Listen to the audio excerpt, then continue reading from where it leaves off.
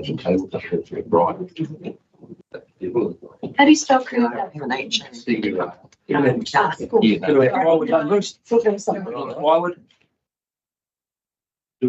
Just doing firewood. The other day you had some was cutting some stuff. Yeah. Okay, just remind everyone we are online now. Back up and running. Best submitter should be here shortly. Okay, from there. We've got one online. Oh, we have Graham online. He's just come through right now. Oh, excellent. Okay. Good morning, Graham. Welcome to and Sue. Can you hear us? Okay. Oh, there we are. Yep, yeah. We can. You can hear us, I take it? Yes, we can. Oh. Welcome, and yeah, thanks for taking the time. We really appreciate your submission, Council, and we're all in.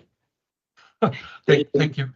Thank you very much. Firstly, Marina and councillors and your worship the mayor, thank you for the opportunity for us to speak to our submission. I know you're going to have a really busy day, so we'll keep it as we possibly can. I'm sure you've got lots to get through. So we'd just like to thank you for the opportunity, and also just to acknowledge the helpfulness of your staff through this process. We found it really amazing, helpful people to take our submission and petition and set up our opportunity to come and talk. So really appreciate that. Before we start, I also need to disclose that we are dog owners and we do live alongside Tom Grant Drive. So we do have a vested interest in this, just to be really clear about that. Firstly, just to talk to our submission, overall, we think the simplified wording of the new really good sense. Particularly the piece, the change to having dogs on lead in Matamata Township and the Hauraki Rail Trail, we fully support that. To be a little bit candid, I think people are doing it anyway, so the change recognises that. So that's why we say there's probably no need for a trial. There's been an unofficial trial anyway. To us, it's if it makes sense to carry on with it, make the decision, save the cost of time and expense and trialling and then having to go through. As you probably guessed, overall, our only key point in the submission is the changes to the off-lead, making it an off-lead area to on-lead area in Tom Grant Drive and Centennial Drive. To be upfront, we don't really see a lot of sense to that. It's a really big piece of Matamata. So if this change went ahead, it would reduce the off-lead areas for dogs exercise in Matamata by about 70%. We'd go from about 12.5 hectares down to 3.6, I think. And the remaining 3 areas that would be available aren't that big. Parking's not that easy around 2 of them on Peria Road and Furnace Reserve. And it just seems sense to make use of what's already there and what's working well. We exercise our dog there most days of the week, and we find it really well, and find most dog owners are pretty responsible and just get on and do the right thing. And the Centennial Drive and Tom Grant Drive is a great part of Matamata. It's accessible, it's easy for people to get to, and it would be a shame to reduce that access to people for something that works really, really well. It's a great asset that works. I guess our bottom line is it appears that what's working is working well at the moment, so it's not broken. So sort of question, why fix something that's not broken? So that's talking to our submission. The second part I wanted to talk to, we also submitted a petition because we became aware there was a lot of dog owners and users of the 2 drives that weren't aware of this proposed change. We started the petition on about the 15th or 16th of April, and it closed on the 30th. So it was around just over 2 weeks. And we found a lot of people either didn't have the ability or didn't know there was a submission process, or weren't able to jump online or feel comfortable making a submission, but they wanted their voice heard. So we just organised a petition to record that so that information could be viewed. And we got 71 signatures where people would like the current off-lead areas to stay the same. So we submitted that. So there's my 5 minutes of fame. I'm very happy to answer questions. Thank you, Graham and Sue. Really appreciate that, and also appreciate the submission you put in with all the signatures that you got in regard to that true representation. Thank you very much. I'll just go to any councillors if you have any questions. Graham and Sue. I just have one question. Yep, Vinny. Brandon, so I'm just interested in your opinion on making Centennial Drive or Tom Grant Drive vehicle free, blocking up vehicle access. What's your views on that? Yeah, you talk, sir. I'm not sure that it needs to be vehicle free, but I honestly do believe that at 25 k's through there is far too fast, and that I've seen it as an issue. Yeah, I mean, it would be a bit hypocritical for us to say, hey, we want this for our dogs, but now we want the cars kicked out. I don't. Is. But honestly, that it really does need to be considered. Speed limit through drives. I've seen a number of occasions when cars can cut because we're a pretty silent lot and we do an awful lot of talking and not a lot of listening, and cars can actually sneak up behind us. So that would be my comment on that idea. Yeah. I'd just add, because of the size of the drive too, cars also provide access to people to use the drive because it's quite lengthy. But yeah, I think they just need to be really careful and keep the speed down. Yeah. Potentially the other thing that I would have been thinking about is we don't have any signage that actually, I'm going back a little bit here, about what it is to retain it to off-lead, what a sensible owner should do, what their key responsibilities are. And I just think that would help and remind people. Thank you for that. Pleasure. Thank you very much. And once again, thank you for your submission. Really appreciate it. Thank you. Thanks Thank you very much. Okay. Bye-bye. Bye.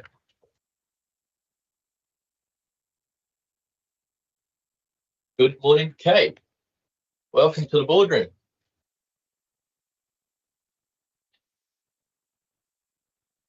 Morning, everyone. My name's Kate Tappan, and I live in. Hi, Sue. I know where these people. I don't know. Good morning. From Matamata. I live in Calvary Street, and I have two small dogs, like as in little ankle biter things. My two dogs I walk daily off leash. I love that area.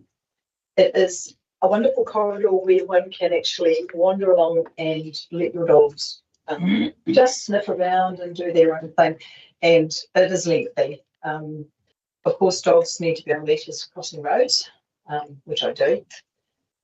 I'm aware that Founders Park is currently a designated off area too, but this is flanked by 4 roads that are very busy, and I don't find that is a safe area for my dogs. I do take them up there, but I stick to the centre of that park. But I have to walk around and round circles. It's boring. And you also have to do that at the dog park. The dog park's a fabulous feature. Well done, Rotary. Excellent job. Perfect. But I've been there on occasions, and my dogs, I walk in there, and unless I walk around with them, they sit down beside me. They don't run in that area. Big dogs have been a problem. There have been problems down there. The grass is longer. Sometimes the doggy-doos is not picked up. That's not great. Also, if we have to access, if you say you do take away the Centennial, I'm here for Tom Grant Drive End, by the way. I don't really go to Centennial Drive, but if we have to access by foot or by car the dog park, futuristically because of bylaws, then where's our safety getting across there? We have to navigate town, we have to navigate a railway line, then we navigate Highway 27 with a big roundabout, and there is nary a pedestrian crossing at all.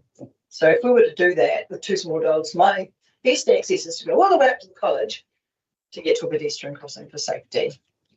I think that's just ludicrous, and it's a long time since we had a crossover bridge in our town, but that's another story. To speak to what Sue said, yes, I totally agree. The speed limit in both areas does need to go down. Centennial does have nice little bollards. There are only one at the playground between Becca and Calica Street, or speed bumps. And it is also a bit of a spot where hoonies come in because they can. It is undulating, so yes, as Sue said, cars can sneak up on you. I also find being able to walk through the asphalt part of the park with my dogs running on the grass beside me or crossing over is way better than walking into a paddock. I feel like I need gumboots on at the dog park. I have seen guys exercise their dogs through here. Fabulous. They ride their bike and their dog runs. They are in full control. That dog's not going anywhere. I've actually seen one guy with 2 huskies riding a skateboard, and the huskies are pulling him. Now that can't happen in a dog park. There's various things that can happen in a dog park when you're giving your dog a run, and I have a run dog and a lap dog. So I would very much like on run, nothing else, to remain off leash. And if not, then Founders Park, some sort of fencing, which would be a bit of a shame. Also, maybe futuristically, you could look at something for, just come back from 5 weeks in Perth, and they have a big dog park and a little dog park. Food for thought. Thank you for your time. Thank you very much, Kate. Any questions? Questions, clarity, follow. Okay. I think it's loud and clear, Kate, and really appreciate you coming in today. Good to see you, and thank you for your submission and spending your time. Wonderful. Thank you for liberating. Thank you. Thank you. Okay.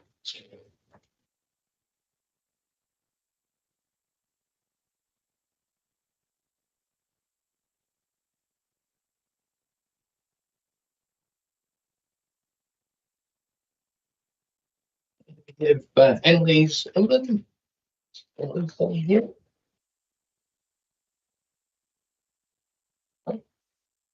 Jason Bidman.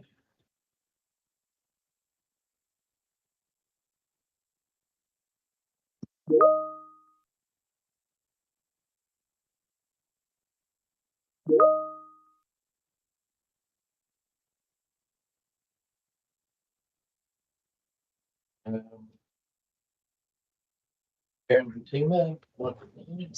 Yes. Okay. So we'll go to Christopher Randall. Morning, Christopher. Welcome to the boardroom. Nice and early. That being late. I'm at the airport about 4 hours prior to the punch.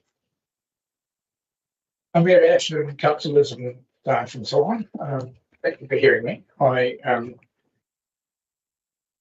just like to say that I reluctantly agree to leads on the street. I understand that there are so many dogs who can't cope without leads on the street. Well, we have one who, excuse me, we've lived here about 5 years now, and she walks quite happily on the street. She was a guide dog pup, so she's been trained to not jump at people. She's been trained to wait at crossings and so on, and cross when she's told to cross. So on. We have one other dog who's manic. He stays on the lead all the time. He's 3 years old, but he still thinks he's 6 months. So as I say, I reluctantly agree to the leads on streets. What I don't like is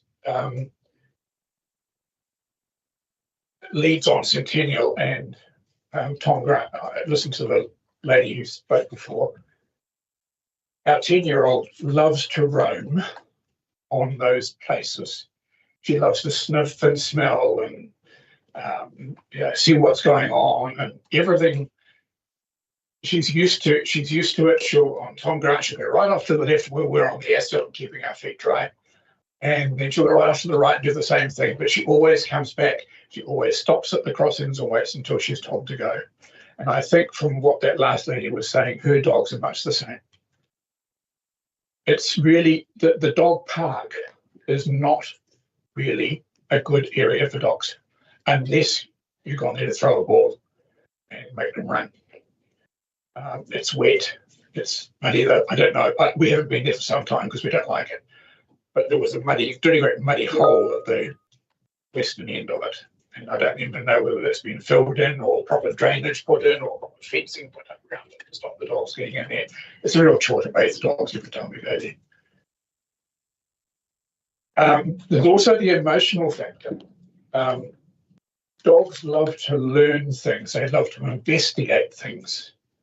And as I said, Katie runs left and right and sniffs and smells, and even the one who's on a lead will sit there with his head up in the air, sniffing and smelling, and he'll go off one side and he pulls off, we'll go back again. I think that the emotional benefit for the dogs is far more than is ever considered by anybody. With that emotional benefit for the dogs comes the emotional benefit for the handlers. We can see the dog having fun, we can see the dog enjoying himself or herself, and we come back a lot happier that we've not only taken them for a walk, but they've had fun, and you can see that they've had fun. My worry is a solution looking for a problem. And I would hate Matamata-Piako District Council to go the way that Tauranga and Rotorua have gone, where they almost seem to hate dogs. Tauranga has so many restrictions on dogs. Rotorua is the same. Now, Rotorua, I can understand through Kureau Park, you don't want a dog falling in the water, but you can't even take them down to the lakefront, to walk along the lakefront down there. So I don't want that to happen here. We're a friendly council. Tauranga and Rotorua aren't. That's big man like going out of water, going like money like water. That's really what I want to say. The only thing is I also disagree with the price of the dog registration going up. Now, I understand that's to fund dog control. We can't walk in Waharoa. I live in Waharoa. We can't take the dogs for a walk because there's so many unleashed, unregistered dogs up there. I can't walk in Waharoa. I mean, I'm 77 years old and I walk quite slowly. I like to walk. It takes me about an hour to get around Waharoa, and that makes me feel good. But I'm constantly worried that on the northern end of Waharoa, there are dogs coming from the side streets and running out to chase me. I know what to do. I know not to make eye contact and keep walking, and invariably somebody will call dog, come back. But the dog control officers have told us in the past they can't go to Waharoa because every time the van turns up, the dogs disappear. The dogs know the vans. They know the dog control officers. And really, if the dog control officers can't do their job throughout the whole of, well, I speak for Matamata area office, throughout the whole of Matamata-Wairoa area, why haven't save money? That's a silly idea, I know, but you can get my point. If we're not getting a full service from the dog control officers, we don't need to increase funding for them. So, excuse me. And that's really about it. I don't, as I say, I strongly disagree with the restrictions on free running in the two drives. It's a lovely place to run with trees. It's sheltered in the summer. The dogs can run around in the summer and it's nice and cool in there. They can't even do that on the dog park because there's no trees. There's nothing for shelter at all. And as I say, when it gets mowed, they wait until it's long grass and you get your feet wet every time you go in there. So I think that's really all I had to say. Thank you very much. Any questions, clarity from councillors? No? I do One possible. just in regards to the dogs in Waharoa, have you reported that before? You were reported it several times. Yeah. Our dog loves to sit in the back of the car and bark at them because we know damn well he's so scared you can hear them, but we don't want the idea of them attacking our dog. Thank you for that. And But as I say, the emotional thing is really what gets to me. The dogs are happy when they're in those drives. We come home happy. No more really. Sorry, I was going to say a big Greg, Thanks, Christy. So do you feel even unsafe for your dog on a lead and walking through Waharoa? Dog on a lead is probably just about as bad because then that gives the other dog a chance to really attack because dogs can't escape. So you never work your dog in Waharoa? You Never work a dog. Okay. It's even going over to the domain because we just live in Mill Street just by the domain. Yeah. Even going over to the domain, we've stopped that now because of the dogs going. Dangerously offering. Okay. Thank you. thank you very much, Chris, for coming in. No problem. And thank you for spending your time. Really appreciate it. Thank you for listening. Thank you. You have a good day. Thank you. Annalise. Welcome, Annalise. Welcome to the boardroom.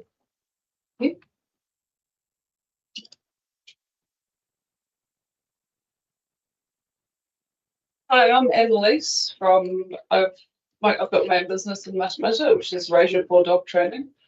I run 6-week courses in Matamata and have done for the past 8 years, putting just over 700 dogs through my courses alone. I do private sessions as well, which mean I go to people's houses and train with them wherever they need help. A lot of the time that is walking, getting them under control out in public. I use Centennial Drive a lot. This is my go-to training place for many reasons. I would go there at least 4 times a week, and at all different hours. Could be 9 a.m, 6 p.m, or in the middle of the day. In 8 years, I can honestly say that I have never had any issue with off-lead dogs that I've come across. I found it very interesting that all of a sudden we're wanting to ban people to have their dogs off-lead down there. The dogs I'm training are always on a lead. Yet all the dogs off lead we come across either go to the side and take a wide berth or put their dogs on a lead. I find them very respectful and they're genuinely people who have control of their dog. Centennial Drivers are fantastic for off-lead walking as it is wide enough for people, dogs, cyclists, cars, kids and literally everyone to share as you can see what is ahead. You can safely throw a ball and there's that many bushes and smells for dogs that half the time they don't actually realise they're passing another dog. It would be the only safe place in town to walk a dog in summer in the full heat as it is shaded all day. It's the only place that has tarmac through the entire drive so that every single person capable to use it can. It is the only place that wheelchairs and mobility scooters can use while having their dog off a lead. And it is walking distance is central to town. I personally think this is one very important point to note as so many of our elderly have dogs for company and would find it difficult to get around. So having the drive is the only option for many to properly exercise their dog. There are on average, don't quote me, but 2,000 dogs in Matamata alone. So what I'm wondering is what is going to get replaced with it if it turns into an on-lead area? Where are people meant to exercise their dog properly? And I mean, like, let them be a dog, not on lead 24/7. A lot of people only have the small sections out the back of their house. And so the exercise for a dog is the only time they're actually allowed out of their property. Fitness Reserve is good, is a good little area, but unless you can drive there, they can't get out there. If your mobility isn't great, then it's also a no-go as there's no path. Founders Park is quite useless as an off-lead area in my opinion, as it is in the centre of town, so surrounded by 4 open streets. You wouldn't be able to throw a ball without hitting a tree or going onto the street. And it's too small and too open to be a safe off-lead area. Area or dog park, I personally don't recommend taking your dog to a dog park or that one. You put 8 dogs who the owners have zero control of in a small fenced-in off-lead area with nothing to do apart from talk to other dogs. It's a recipe for disaster. Especially if they're elderly people wanting to give their dog a run off lead. A lot of people just walk in the gate and they don't actually assess who's there and just let their dog off. You're far better off walking, moving with your dog off lead in an area that's interesting with plenty of smells than being stagnant waiting for a fight. My main purpose for the classes and dog training in general is to give owners and dogs the tools they need to have the control of their dog in all situations, whether that be on a lead or off a lead. Exercise is 90% of people's issues. They aren't taken out enough and allowed to actually be a dog. I teach people how they can have control of their dog on and off a lead. Owners can walk their dog off a lead and throw a ball for 20 minutes and be done before work. If on a lead, they would need less than an hour to get adequate exercise to be happy while the owner goes to work. And at the other end of the day, they'll have to do another hour if you're just walking on lead. If our off-lead areas are taken away, which pushes owners to walk them on a lead, then less exercise for the dog. There will be more dogs left at home, bored, barking, escaping, and generally trying to find ways out of their property to occupy themselves. This in itself is a growing issue for the community, with certain areas and certain houses who don't have adequate fencing. As the old saying goes, that it only takes one to spoil it, so I am aware that not everyone has control of their dog, unfortunately. I don't necessarily agree with the cars who drive up Centennial Drive and let their dog out and just let them free run beside them. How you have control of them is beyond me. You also can't watch your dog and watch pedestrians drive a car. Like, I think it's a bit ridiculous. So I personally would ban that altogether. That's to me, that's not being off-lead, that's being lazy. In my opinion, there are a few options which could help through education, signage, and if it's the houses along the drive who are the ones having issues, then maybe they should start fencing their own property. It's always the good owners who are following the rules, getting training, registration, etc., who get penalised, so it'd be good to allow them to continue to exercise their dog freely. Thank you for your time. Thank you very much, Alex, and it's great to have your expertise as well in that matter. So thank you for submitting. Yeah. Any questions, or if it was answered quite loud and clear? Thank you again for coming in. Really appreciate your time. Thank you. Thank you. Jason. Morning. Well, welcome to the boardroom. Right. Thank you for taking the time to listen to my submission. I'm Jason Tidmarsh and I own 2 mid-sized dogs. Firstly, a few facts on the drives and dogs. The loop of the drives, including a few roads to join them, is about 4 kilometres. Having a lane running up the centre of the green belt allows the dogs to roam, run, sniff, whilst still in good view of the owner. It allows social interaction with other dogs on a one-on-one situation, as opposed to a dog park where there's potentially many dogs. It gives the owners a chance to test their dog's training in a larger environment in a yard and achieve greater recall and obedience. By using the drive, it allows dogs and owners to bond over an extended period of time, as well as giving the dog and owner an opportunity to exercise, which is a big one for me. It's great, the dog running around. I've got to run around as well. Off-lead walking allows freedom of natural behaviour. The autonomy reduces the stress and behavioural issues in the dog. Dogs on off-lead walks cover significantly longer distances and move at higher speeds than their owners. And it provides better cardiovascular weight management for the dogs. So that I'm an avid user of the drives and I run and walk them every day, always with the dog. I've never seen a bad interaction between dogs. I've seen people that do not understand dogs and that somehow think that dogs should behave just like a human. I see people overreacting to dogs interacting with each other in ways that don't match with their own views. However, I predominantly see people enjoying the fresh air with their children, friends and pets, taking joy out of seeing happy dogs, behaving like happy dogs. Dogs are unique, are a unique pet, and that they interact with their family on a level that no other domestic animal does. The more human interaction they have, the better they understand their place. I always think of a dog as being a 3-year-old child. And with that in mind, it's easy to comprehend the need for the social interaction and the dog's lack of understanding of our complex laws. So they get things wrong. I agree that dogs should be allowed within the CBD on lead and under control. If a dog is overly aggressive, the council should have the powers to stop that dog from being allowed in public places until it can be proven that they have corrected their behaviour. On a side note, like everyone else said, the drives are a valuable asset to Matamata. However, times have changed and I'd like to see them become pedestrian and cycle only.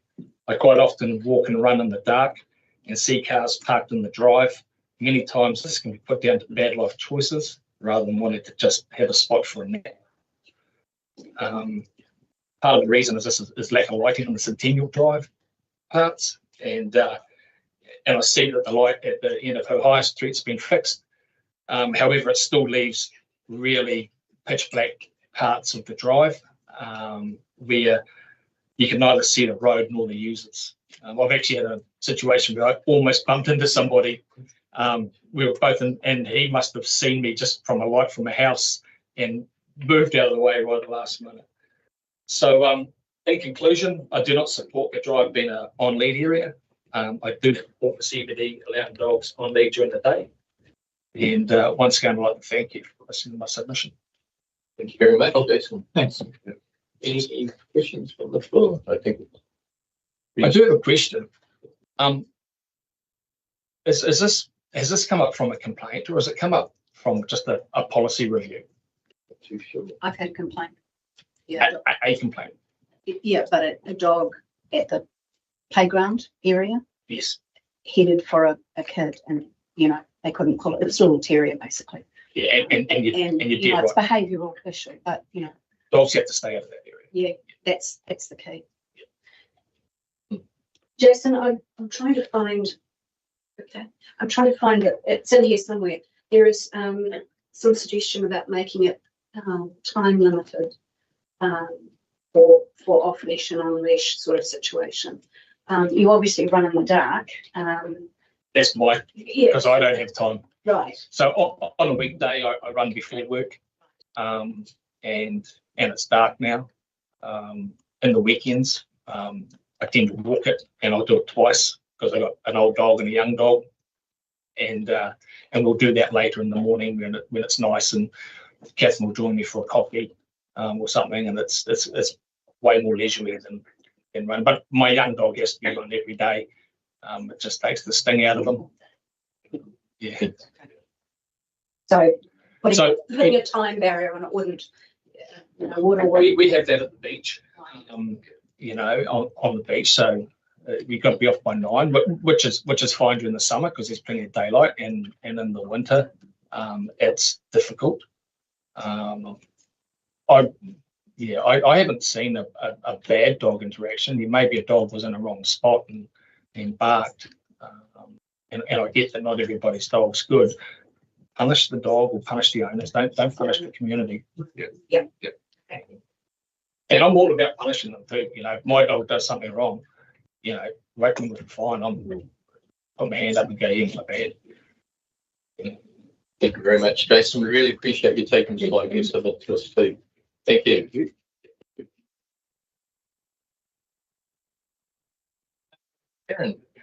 Karen. Good morning, Karen. Welcome to the boardroom.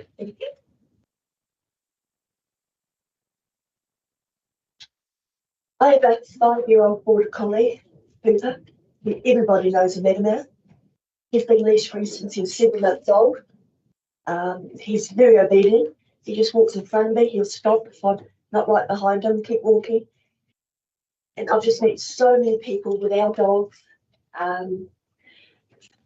We're walking through Centennial Drive and we'll see dogs. Oh, come Scooper, here comes Scooper.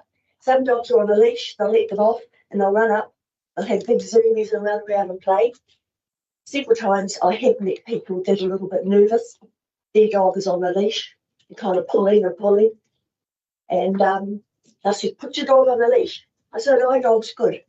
And I see that my dog's not. I said, that's right, it's not socialised. Let your dog come and meet my dog, and it'll be better. So slowly, like that, they'll get their dog off, come and get my dog. Before you know it, they're running around playing, good as gone. I say, thank you for that. So we meet. Most days we meet. Little white fluffy dogs, they're running around having lots of fun. And they're the ones my dog's scared of, because the little white fluffy ones go up and sniff his nose. But other than that, I've never had a bad dog. There was one married lady, she had a lovely big dog called Rico, and she couldn't even walk with a leash, she'd be pulling. So I introduced her to my dog, and we'd go to Bedford Park, let them both off. Before you know it, they're running around chasing each other, having lots of fun. She said, thank you so much. She said, it has been for Cooper. I could never let him off a leash. And it's just trust. If you trust your dog, you'll take a risk and let it run around with the dog. And if they get on well, it was just about a week ago, I was going down Broadway and I saw a big dog running down. Then I went down another street, so I chased it on in the car. And the builder said, this dog's been hanging around for a couple of days. So I put my dog's leash on it, put it in the car next to my dog, no problems. Took it to the Borough Council and they leashed it up the back until Lisa could come and take it away. It didn't bite my dog or anything, thank goodness. But a few days later, I was going down the road again, and here it was running down the road with a bloke chasing it. But, so you do have some people who don't have full control of their dogs, but there's no real bad dogs in Matamata. I go Tom Grant Drive, there's not many dogs down there. I go to the dog park most days. There's been a couple of little scuffles, but other than that, Centennial Drive is just the best place in Matamata. So many dogs that learned to trust. They've made new friends. I've met people coming from Auckland town now with their dogs, and we've really good friendships now because of our dogs. And I was walking downtown yesterday, and here was a dog walking with his master down the main street. I said, I never take my dog downtown because there's signs everywhere, no dogs, no dogs. But people are starting to say, no, my dog's on a leash. He's a good dog. So I don't see why we can't walk our dogs into town. One man I know, him and his wife walk out to the Rich Cafe, and they sit outside with their dog every morning and have a cup of coffee.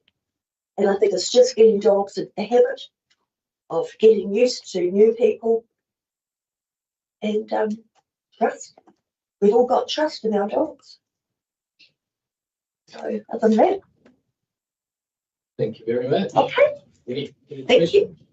Oops. No, it looks like that. And thank you for coming in and presenting. Really appreciate it. Thank you. Jocelyn here. Good morning, Jocelyn. Welcome to the boardroom. I'm heartened. I came here today not really wanting to, but I'm heartened that so many people have come on and share my views and have spoken beautifully about it. My name is Jocelyn. I've lived in Matamata the last 36 years, and in that time, Centennial Drive has been a constant in my daily life. But I'm saddened by its desecration and destruction by those who use it for their clandestine activities such as drug dealing, drug use, the dumping of rubbish, and lastly, there's some sexual activities going on in there too. Or they use it as a car park for the rugby at Bedford Park, or most commonly just simply as a place to get from point A to point B through the drive. In my opinion, it has gone to the dogs. But I am hoping that by being here today, there is more than a dog's chance that I can change your minds with regards to keeping Centennial Drive and Tom Grant Drive as off-the-leash areas for our four-legged friends. Because if you take all those antisocial behaviours that I listed in my submission out of the mix, Centennial Drive is, for a dog, what a sweet shop was to Roald Dahl as a young boy growing up in Llandaff, Wales in the year 1923. Every tree and shrub, every post and every pile of autumn leaves is a cornucopia of smells and delights. Much time is taken by my dog, Ted, in deciphering all those messages left, and of course adding his own to the mix before racing off to the next treat. As other people have said, dogs just don't need physical exercise, but they need that mental stimulation, as it's learning to socialise with a range of other dogs and humans. And as other people put it too, and if a wee romp with another dog or two, well, that's all the better. And as an owner, that spontaneous joy of your dog romping around and doing these things is truly a sight to behold. Yes, perhaps some of these activities are still possible on leash, but I might liken that to, say, being presented with a meagre appetizer rather than a lavish degustation meal, or winning a bonus ticket at Lotto rather than the Powerball jackpot. So in summing up, it seems to me that the proposed law change is unfair and unjust. It's a case of maybe the tail wagging the dog, or mate, you're barking up the wrong tree. So Like a dog with a bone, I must strongly urge you to instead address these other destructive antisocial behaviours. And on behalf of our furry friends and their humans who also love Centennial Drive, I implore you, and this will be my last pun, to please let sleeping dogs. Thank you. Very well. Well done, and really appreciate your submission today. And just shows a lot of thought that you put into it too. Really appreciate that. I think there's any questions, so just on behalf of council, just once again, thank you for coming in and submitting. Yes, I do want Centennial Drive as a vehicle-free area and have many years. Thank you very much. Fiona, we have Fiona in the room. Good morning, Fiona. Welcome to the boardroom.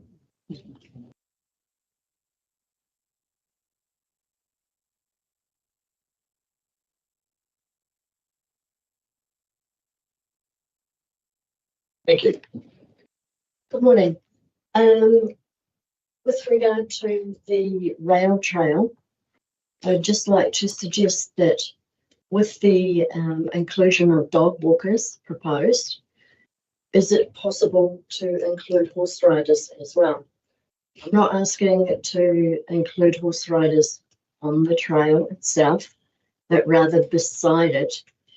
The problem is we are legally allowed on the road, but as you know, with the big trucks we have around, it's no longer safe to ride on the road. When you're on a horse, they are a flight animal. They can be unpredictable, even with a very quiet one. So yeah, big trucks flying at you at 100 k's is very intimidating. When you're on a horse, they react, they can spin and bolt or do anything really. I've been in the area for 26 years now and been horse riding on the roads up until very recently when it's just become too dangerous. There is nowhere to ride public land around this district. Other areas, Tauranga has Tech Park, Auckland has big regional parks, but Waikato has very little for horse riders. For us to find somewhere to ride, just relaxation up on hills, get a view. It's difficult, and now with the cost of diesel, it's getting expensive, quite frankly. So yeah, I'd just like to table the idea of can horse riders share the pathway? Just because there is no public land. Okay, thank you, Fiona. I've just got a quick question for you though. Yes. With it, in regards to the cycleways, there's some parts of it that are very, very close to the road edge, you know. And do you see that as a problem, or do you think it will still work?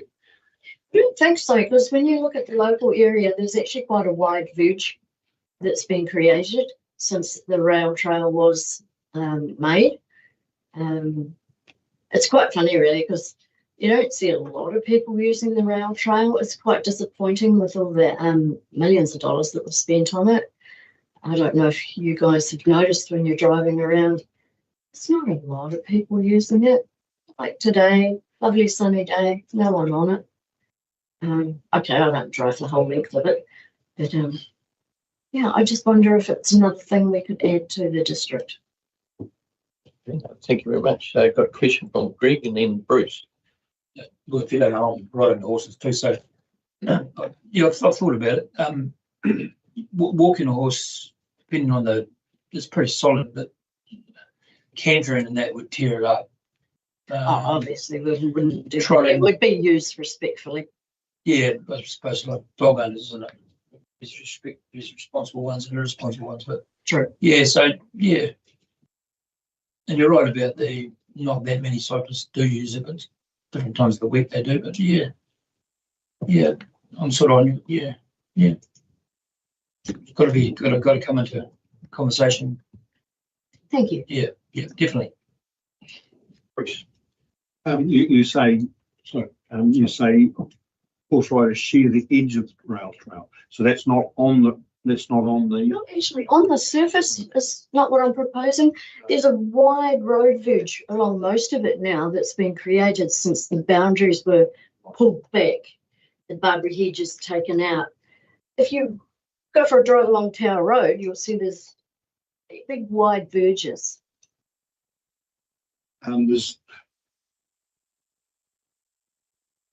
I'd like you to be able to identify areas on that trail that you think would be suitable, because you know I've ridden it on a bicycle, so there are areas that that what you described is there, but then it narrows down or whatever. You know, I'd like to know the specifically where and how long an area you would require horses, not the entire fence, not the entire rail trail.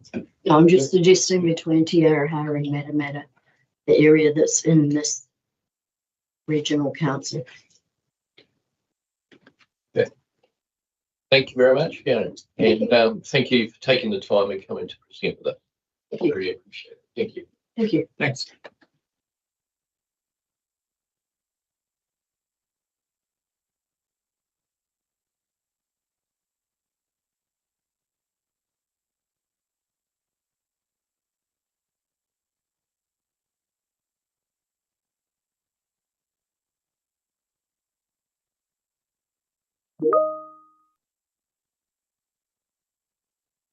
In for some of the other submitters, just waiting for them to come in.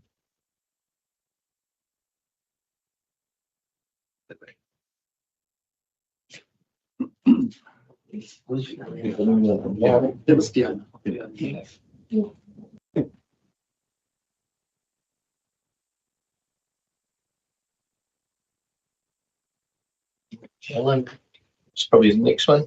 Got a few minutes to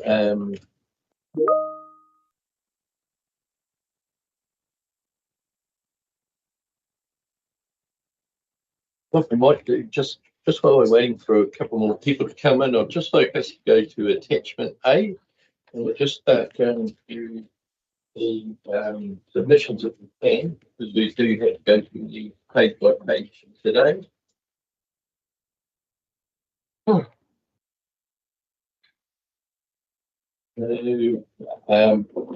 I know that all the councillors have read these in full over the last week or so. So I'm just looking at the first page. It would be page 2. And is there anything that needs any conversation around on page 2? This one is in particular is to do with fees and partners, but they're quite self-explanatory. Is there any questions on that, or I'll table that as page 2 is being read? So, okay, nothing on there. Go to page 3, which is also fees and charges.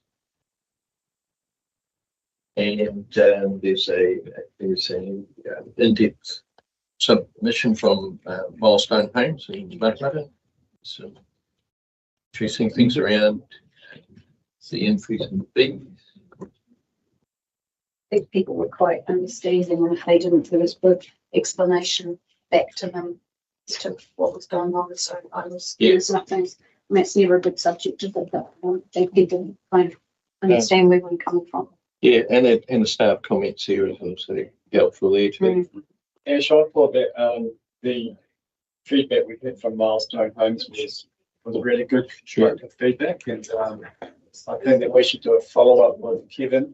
And you know, I know that Ali has already had sessions with people from the industry, but that's exactly the sort of thing that we should be looking for and taken on board to improve our processes. And you're getting that outside view of where they see that we could improve. I think we definitely will follow up even. Yeah, no, I totally agree. There was nothing unreasonable in there. So it was very helpful.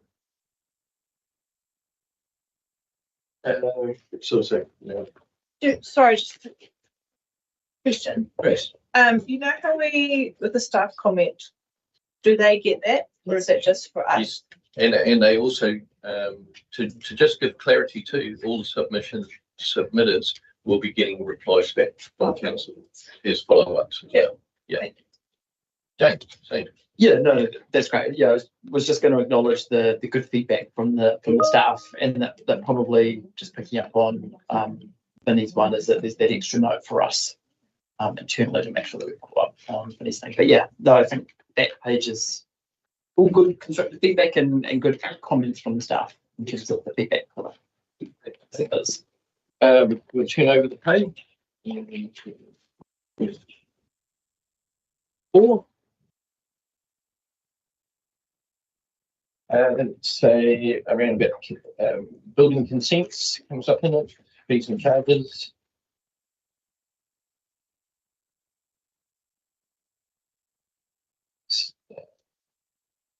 Any questions on page 4? Again, there's in-depth coming back through for clarity.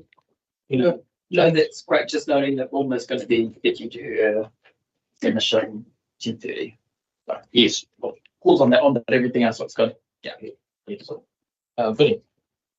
I had a question around this FC18 where it talks about restaurant, small business owner to pay fees for inspection.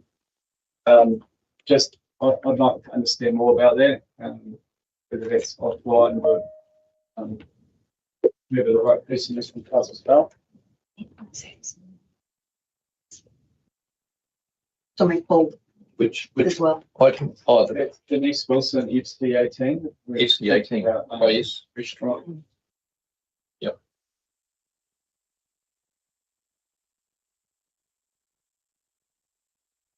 It was FC18.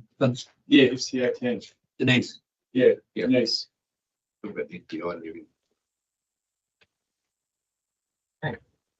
And then just generally, I think in the feedback, it seems to be coming through people saying, why are you increasing dog registration fees when it gets used for animal control, where we're all the ones that are good. And then the sort of, I think the general consensus of people feel like they've been penalised for the bad, dog owners. They're like, yeah, it's like, how do you get that balance right? Yeah. There is some good discounts for good dog owners, though, isn't there? Yeah. Which is at least a little bit of an offset, which I'm comfortable. I'm not going, that's fine. That would be the only thing. It's $80. Go to Grace, then James, and then Bruce. I've just got 2 questions. We'll have a deeper conversation about all of that later, I'm guessing. Anything that we need staff to come back to on us to get clarity on the team. Yeah. And what's in here? Yeah. Well. Yeah. That's my first question. Second question, kind of going off what Vinny said, because I've added them all up, and with the option 4 as other, like quite a few people have put option 4, quite a few people have put that as their option, but then they'll say things like, we're not for fees and we have dogs. So I don't know. Like for the rise in fees, if I'm making sense. So I think some of them are kind of a crossover where they want 3 but have written 4, but they're backing. I think that's something to take into consideration. And I guess it's the details and the comments in that too. Yeah. We've got Isaac online, but I'll just go to James before we. Oh yeah, I guess really just speaking to Vinny's point, like on this page, like noted everything on there, and I guess the 2 things that I'd pull out that we need to discuss in a little bit more detail when we get to the deliberation is number 1, noting the follow-up on understanding the efficiency. I'm not sure that's necessarily something that will be resolved this process, but making sure that capture that, and then probably the communication around the dog registration fee stuff that I pull out. So yeah, I guess just going through this, my understanding of this process is just making sure that acknowledging the contributions that people have made, and then just pulling out the points that we really need to make sure that we cover off in deliberations, either to make sure it's covered, i.e. the general trends that Grace has identified, or things that may not be part of the decision, but we want to know, so the efficiencies, or the key things that we think need to be communicated back to both the community and individual submitters. So I just want to give the MO2 cents on that one. But yes, Isaac's online. Thank you. Okay, so we have Isaac online for Pet Farmers. Welcome, Isaac. Yes, good morning. Sorry, I'm having some issues with my camera, so I'm going to be a faceless person, unfortunately. Okay. Thank you. So yes, I'm speaking on behalf of Federated Farmers, the Waikato province. We welcome this opportunity to submit on district fees and charges for 2026-27. And we recognise that there are inflation adjusted fees and where cost recovery paid by people using the service, we're seeing increases in fees, and basically the ratepayers, with the monies that was used by ratepayers to fund that is now reducing. So that is welcomed by Federated Farmers. So I just want to acknowledge that we're just going to cover off resource consents, dog fees, and land transport bylaw. Is that just confirming that for this forum? Yes, yeah. Yep, cool. Okay. So I'll just start with the easy one, resource consent. So we support the surrender of resource consent from $1,000 to $515. I've just been through the council officers report, and it is unclear if that is a fixed fee or if it will incur additional costs at an hourly rate. And if so, if it is an hourly rate, would that be as per the intermediate or senior planner who would be processing it? So it's just not clear if that is a fixed fee or not in the schedule of fees and charges. Yep. So just need clarity around that. Yes, basically. I accept the response with regards to the staff's comments. Dog fees.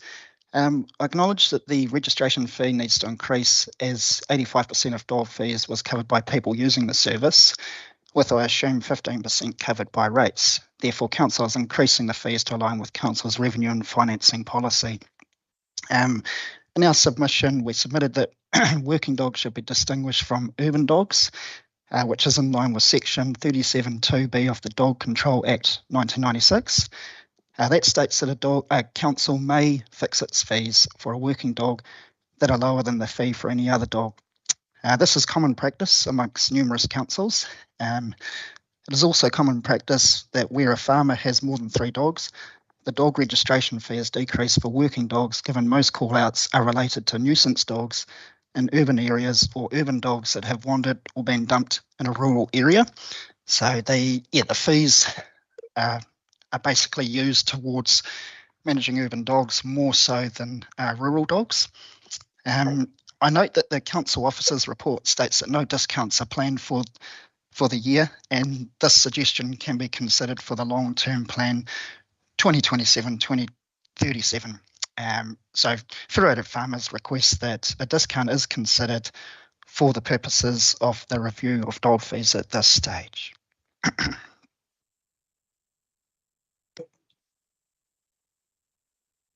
Okay. Cool. With regards to the land transport bylaw, Federated Farmers acknowledges there are no significant changes to the transport bylaw with regard to stock movement. The standard conditions that would be expected to be seen in a stock movement permit that were within the current bylaw have been removed, as they can be found in the council's development manual.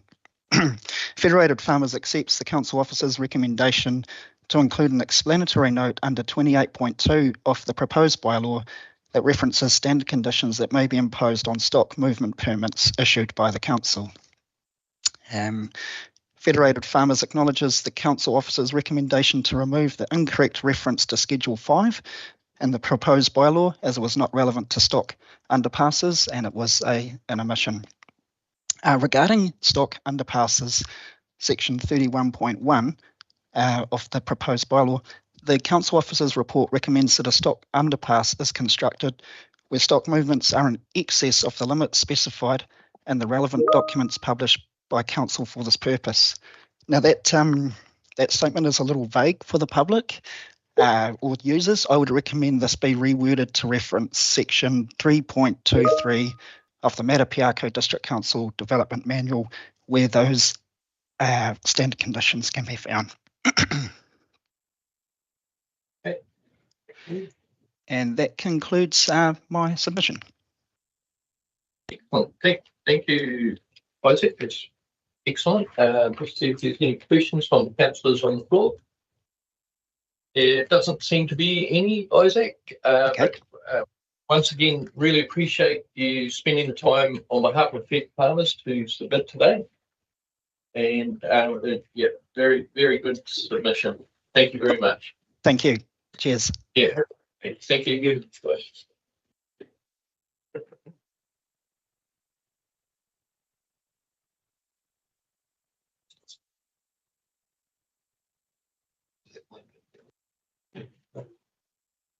Yeah. Okay, there's a recommendation there.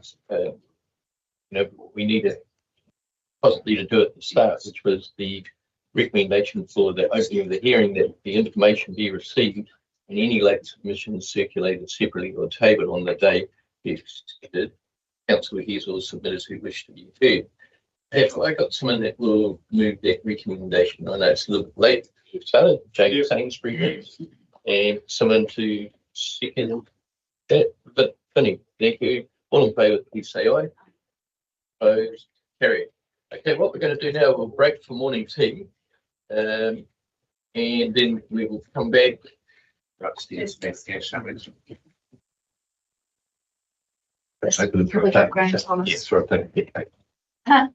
And because we've got Wilma coming in at 10:30, Graham Hollis isn't here at the moment. Right, okay, we're upstairs.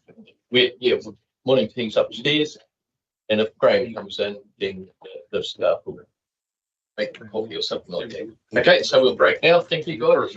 Excellent.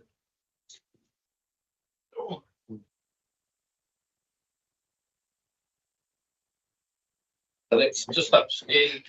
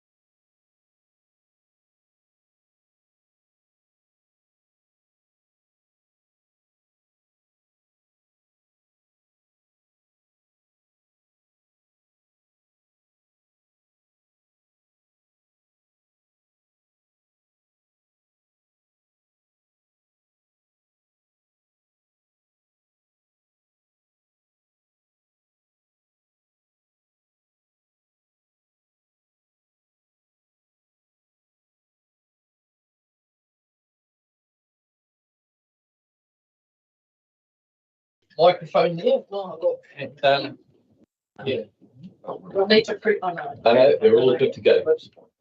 And we're all ears, will they? Okay, so thank you for letting me have I won't take the whole 5 minutes. I did want to just mention, I did see the suggestion or the proposal to increase the registration for dogs by $10, which isn't, let's be honest, it's a cappuccino and a half. But I feel like you're pointing the stick at the wrong people.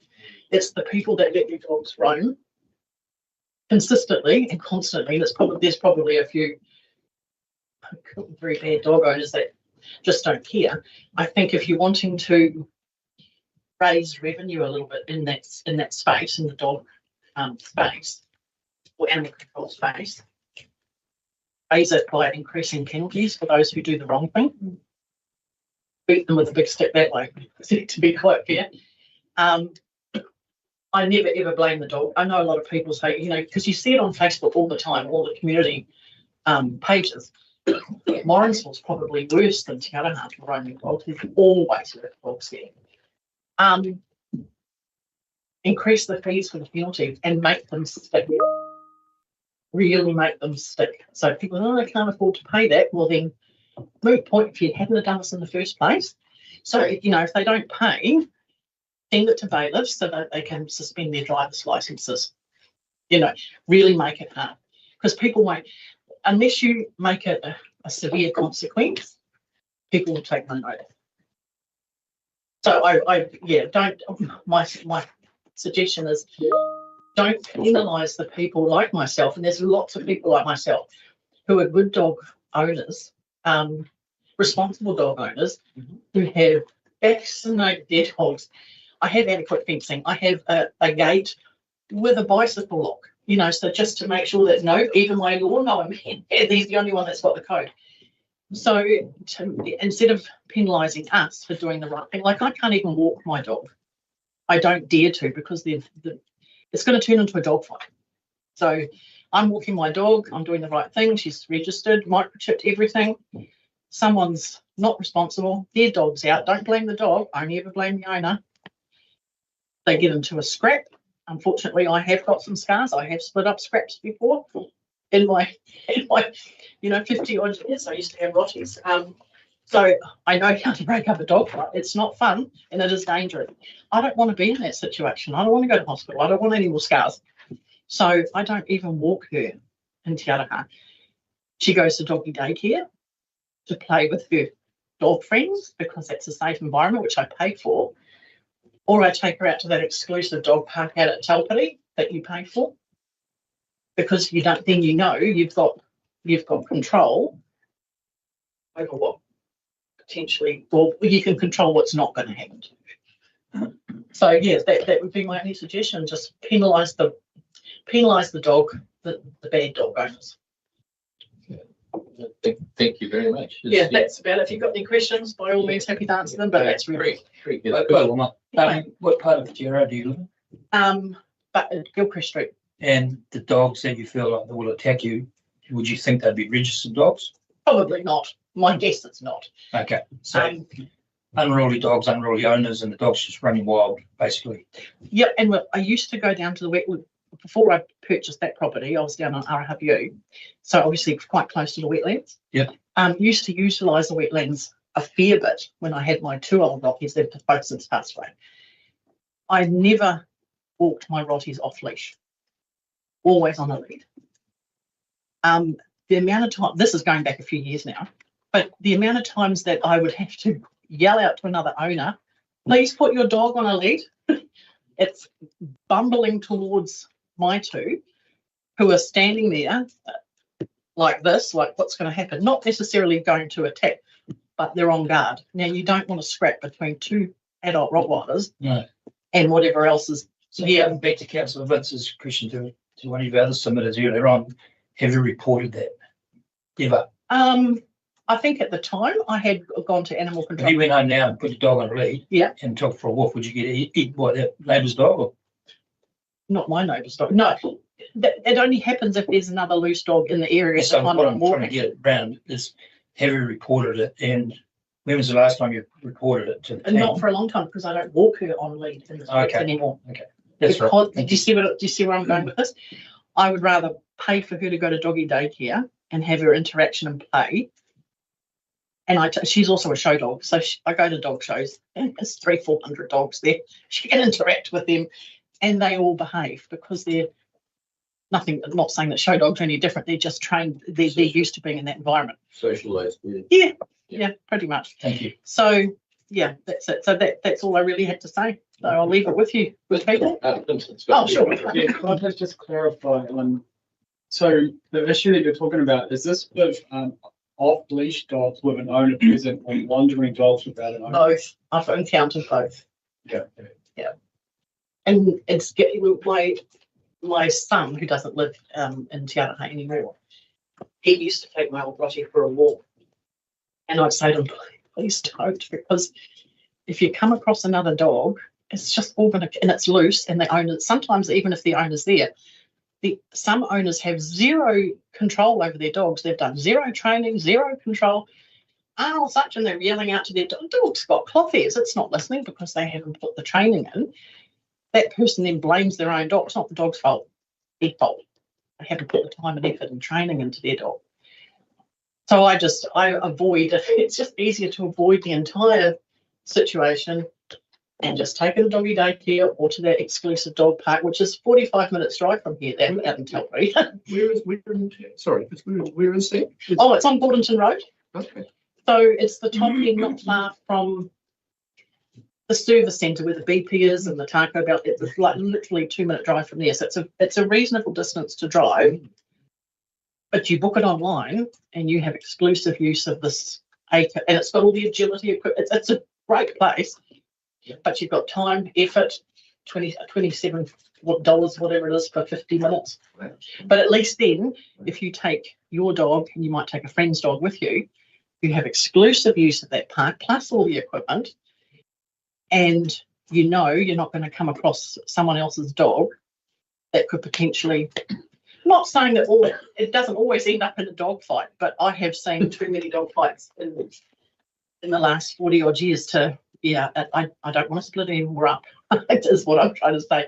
So I just avoid the situation. But what I'm saying is if we make the penalties a lot more harsh for those who don't do the right thing, maybe they will put a better fence in, maybe they will put a gate in because they don't want $1,000 fine. If the consequences aren't severe enough, they just won't, those sort of people won't take any notice. I just got one follow-up. So you mentioned that you've basically had to change your behaviour and no longer put your dog for a walk. Well, how long have you been doing that for then? Well, all the time since I've been up at Gilchrist. As I said, my son, who's moved out of home now, he would take my old Rottie for a walk. He would do it. I'd ask him not to. I said, if something kicks off, and it'll be fine. I can sort it. He's 6'3". He's probably, he's probably a little bit more able to sort out any problems. But yeah, it's been quite a while since I've taken her for a walk confidently. I've sometimes, because where I live is a couple of doors down from the bowling club, where Tui was, down there. If I want to take her for a walk, I'll zip down that driveway behind my place and go down there. I generally haven't had many problems there, but it's only a short walk. I have to meander to make it a half an hour walk, Yeah, I'm just trying to understand if, because if you haven't been doing it for a while, then you haven't seen the issue for a while. So I'm just trying to. But I do drive around a lot, and I do see a lot of loose dogs around road. Yeah, absolutely. Yeah, and you only have to go onto the local Lawrenceville, Matamata, and Te Araha Facebook pages, be part of those community Facebook pages, to see my dog's missing. Can you keep an eye out? I mean, it's not just once a day; it's multiple times. On weekends, in particular, you can see 2 or 3 loose dogs just a day, just in Lawrenceville. Someone's put a post that my dog's missing, or I found a dog. I'm keeping it in my backyard. Whose dog is this? Have you? Proofs in the pudding. It's online. But even just because I do a bit of driving around, I quite often see dogs. Sometimes the owner's walking, sort of 20, 30 metres behind. If they've got awesome control of that dog, that's great. But actually, the laws don't allow for that. It's supposed to be on a lead. And I'm not going to put my head out the window and go, but you know, but I can't be bothered. I don't want to be that person. But I probably see as many loose dogs with or without an owner present, or unleashed dogs with or without an owner, as I would see leashed dogs being walked. It'd have to be probably 50-50. Yeah. Thank you, Norma. Sure. I Thank you really very much. appreciate you taking the time to come in and submit to us. So in summary, I'm getting that you're saying instead of increasing the fees as such as increase the penalties for the bad owners, if you Well, like. they're responsible. The responsible ones. Yeah. Okay. Yeah, definitely. Thank you very much. All right. Thank you very much. Appreciate it. Enjoy the rest of your day. Thank you. Okay, so I think it'd be fair to say that we had Graham close down, we had Lynette Allen for 10 o'clock, so I'm guessing we can take it and I'm coming in to submit. So what we'll do is we'll go back, and I believe we're on page 5. Just a heads up also, there are summaries in the dark blue up the top. Yeah. You'll see the summary staff comments that are in here. Well. So page 5, we have fees and charges. You didn't see the page number, Ash, because I can't find it. Just right down the bottom, mate. Yeah, sorry. No. It's on, it's tiny. Oh, right in the middle, tiny. Yeah. Yeah, And there was also a page which had the numbers on it. I got a half full of questions on that. Yes, Mary. Sorry, just this minor one. I just see FP24 Diana about just talking about the kids 3 and under going in free with adult. I don't know what's our current. I don't know what our current is, to be honest with kids. But We'll find that out. yeah, I mean it's not a bad idea. The other comment I had on that page was the FC29 with the August Law Limited with the urgent limbs. I didn't quite understand. We're not offering urgent limb because the new requirements to disclose additional natural hazard information means it's no longer feasible for council to do providing a service. I didn't understand that. I just because it was interesting because people I know just purchased property outside in another district, and they requested an urgent limb, paid more for it. It was, because in terms of sale purchase, they had it within 24 hours, and then we were able to proceed with the purchase. So I just wonder why we are no longer doing that. And I didn't really understand the rationale why. And to add to that as well, it'd be good to get some data about how many of those we get. Yeah. It's sort of like, Because if someone's prepared to pay extra to get a limb because they wanted to usually sell and purchase type thing. Yeah. I don't see why we can't provide that especially, but I'd like that some discussion on it. There we go. I could comment, but I can happily, once you get down to that fees and charges section, Deliberations. Sheree in the room because she's very much the expert if you're happy with that. Yeah, that's fine. It's a very minor thing, Sandra, but I just need. No, good to clarify. Sandra, while you're there, the page with the numbers on it, who said yes, who said no, it's somewhere. Do you know which page it is? No. Do you know That's, the numbers that The photographs would be it was a numbers thing that so many feed this. But I let's look at on page. It'll be page 2 of your fees and charges in the blue section. Yes, This one? yes. In the blue. yeah, the very top. Okay, I thought I saw a one page summary. I thought I saw a one page somewhere. No, you'd I'm probably making would it. stick down 22. There's one page of it's Probably probably numbers. 22, I think you're referring to, where there's the graph with all the. That's the dog on dog Right. control. Yeah, Yeah. it's right in here. Yeah, got it. Yeah, thank you. You are speaking. Okay. Yeah. So that was all. Just before I go to Grace, but some of these pages here, if there's a question that's more likely to come up in the deliberations, where we've got the staff in the room that can actually. So basically, what we're doing with these is we're going through because we've all gone through and read them all. But if there's something that you need to know in that part, or if it's going to wait for deliberations, that's okay. Also, if there's a question that we might need a different staff member other Yeah. than those that we already have in the room, feel free to let us know now. I can make sure that they're definitely here or on the phone. A little bit like the pools, you know, the age, you know. Yeah, so in terms of who everybody needs to pay, so children are under 16, but whether they're 1 or 2 or 3, they still pay the child fee. What is what? $5. And then they have special deals if you're in swimming lessons and stuff like that as well. So standard entry is fine. And if you're under 5, the adult's free though. So you can take that into consideration. Oh, adult is free. Yeah. Oh, So $5 per child, 1 adult, 16 plus is free. that's good. Okay. If you're attending swimming lessons. Oh, that's swimming lesson. Yes, so, yeah. Oh, yes, they're not rocking in for the swim. Yes. Right, no, that's why I was surprised, but not surprised about the swimming. Yeah, okay. Okay, tag Chris. My question is just about the data, the numbers. I'm just a little bit confused, so I suppose it's clarity over it. I've counted 14 submissions for option 4, not 11. And reading the comments, 10, I'd say 10 of those are for and specify reduce or remove fees and charges. So that would make it not 7 submissions in support of reduced fees and charges. What page is this, Grace? It's in the first section of fees and charges. So I'm just a little bit confused about why I'm counting 14, but there's 11. And 11 submissions in support. yeah, but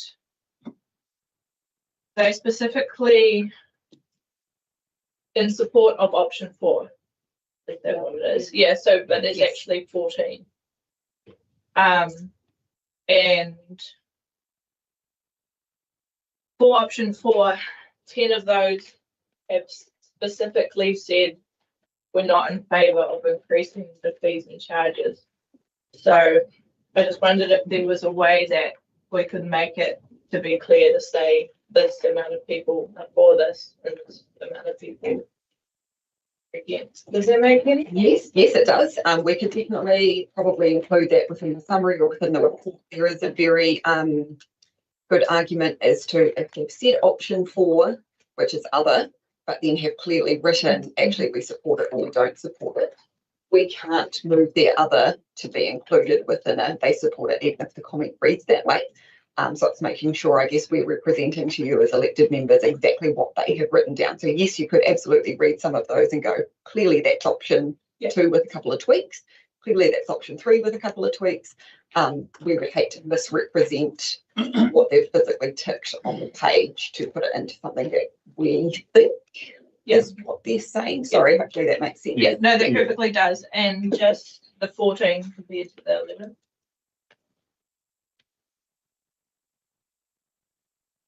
You're talking about the other.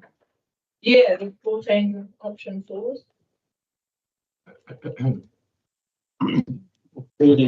Or I'm going insane. No, you're right, you're right. Yeah. We can double check those figures just to make sure we've got them.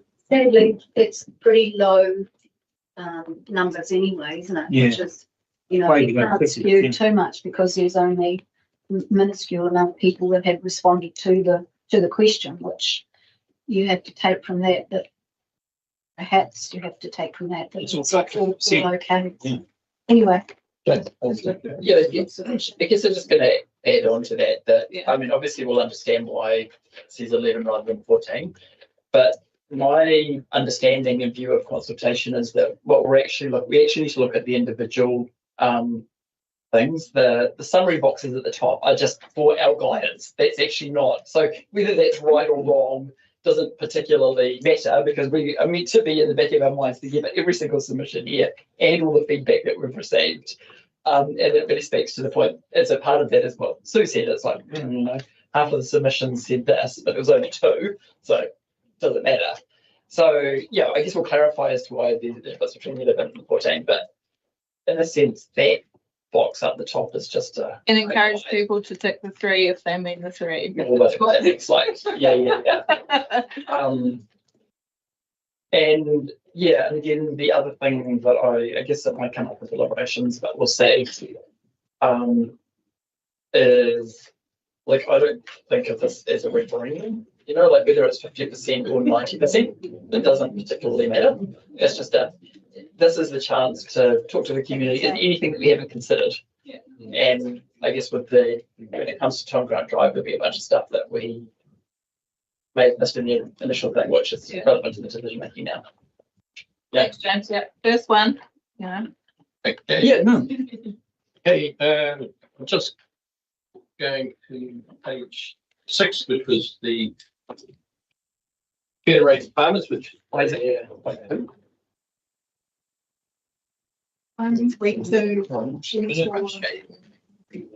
So, yeah, any questions on that? That was pretty straightforward, the fed farmer submission.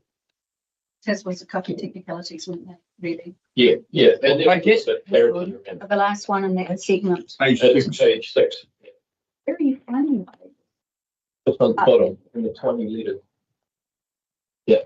And before I go on to the Easter Sunday trading policy, In the middle what of the bottom. what I do need is a resolution that the council has heard all of the submitters that were coming in, which we have done. There was 2 that show up, but I'll be to say that they haven't showed up. And also Marguerite Wilson. 3. 3. Yes. Yeah. Have I got someone that will move that recommendation? Bruce Stew has moved. Have I got someone second? James Savory. All in favour, please say aye. Aye. Opposed?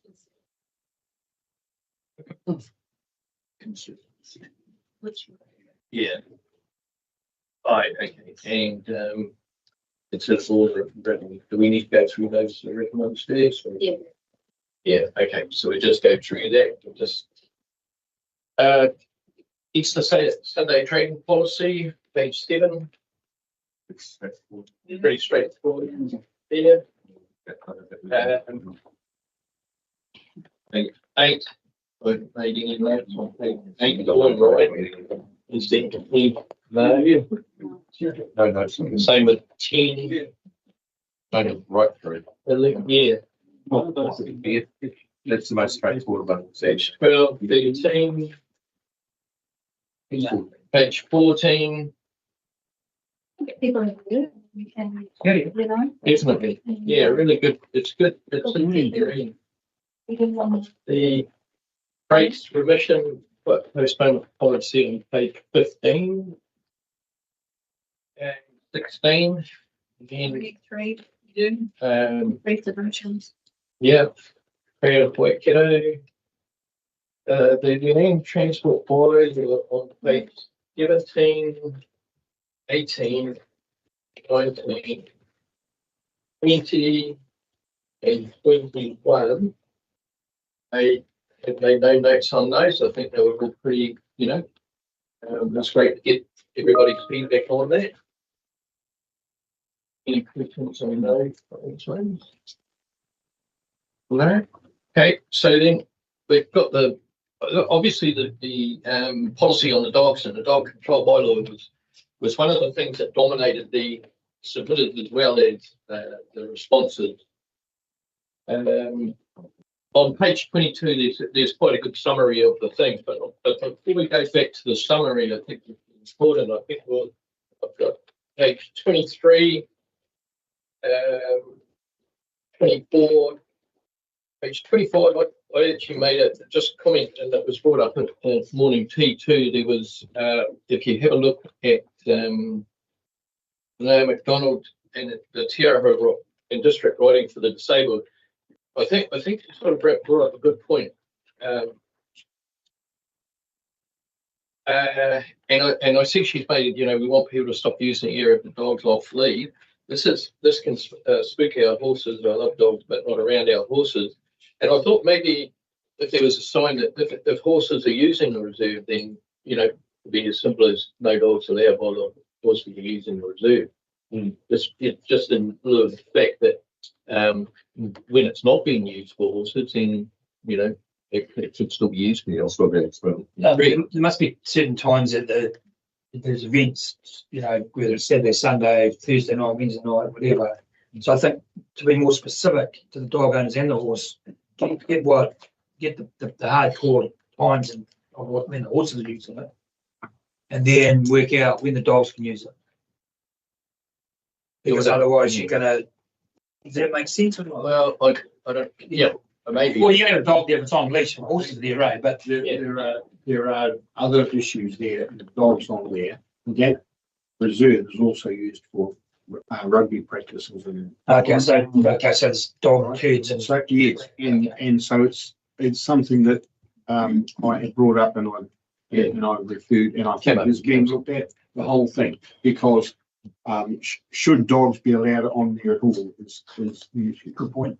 Right? Yeah. So that'll come up in this discussion. Deliberations. Okay. I think there is some investigation from the from our Parks and Zoo looking at the whole thing, because it's about signage, it's about what the whole place is to be used for, right? But as soon as you have dogs on and it's used as a sporting use with the rugby, right?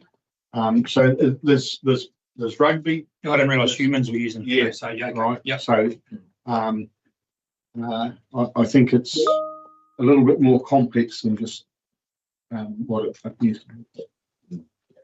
Yeah, and it'll come up in conversations. Yeah. So 27, 28, 29, 30, 30, page 31, 32, 33, 34, 35. Yeah, just a note, some people have wanted everyday commands dog on.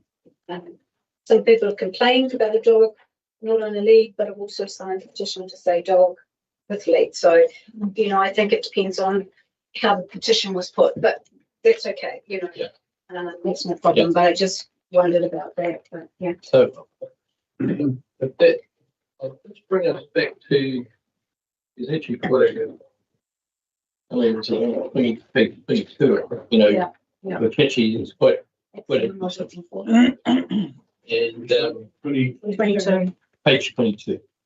And that has the policy on dogs and bylaws. But what I'll do then is just go back to the resolution, and was that council had heard all the submitteds that were scheduled to speak, and has also considered all the written submissions received. And that was Bruce moved it and James we seconded it, wasn't it? All in favour, please say aye. Aye. Opposed, carried. Okay.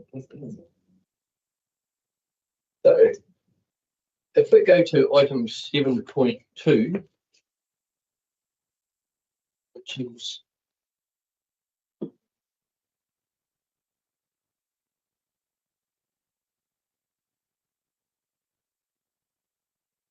Thanks again for all of this. Yeah, wow. So nicely curated. Large team.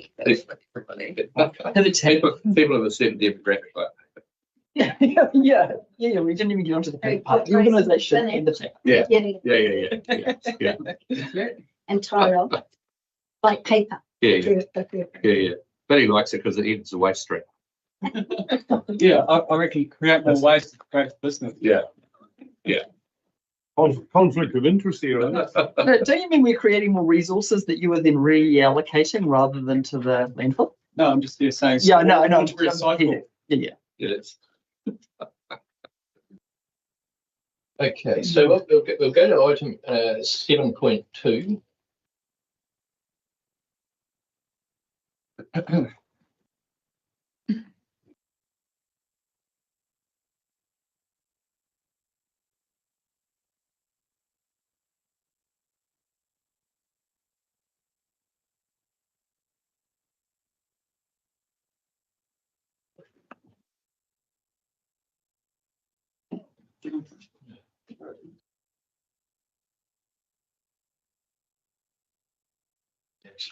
Awesome. Okay, so Deliberation and adoption. So this is where we seek direction on the adoption of the fees and charges 26-27 after consideration of the recent consultation. So the recommendation is that the information be received. Council confirms all decisions and reasons as per attachment A submissions. Council adopts the fees and charges 26-27 as attached with no changes arising from the consultation to come into force 1st July 2026. D, staff be given delegation to make minor proofing and grammatical changes prior to publishing the fees and charges 26-27. Council authorise staff to insert the development contribution schedule into the fees and charges 26-27 months updated with reference to the movement in the produced price index. Council's decision if on the fees and charges 26-27 be notified to submit it in public and made available on Council's website. Or that the information be received. The Council confirms that animal control fees meeting printing timeframes for dog registration notices. Council requests staff provide additional information and or explore further options and present an amended fees and charges 26-27 document to the Council meeting on 27th of May. Council notes any significant changes may require further community consultation. Okay, so it is a lot.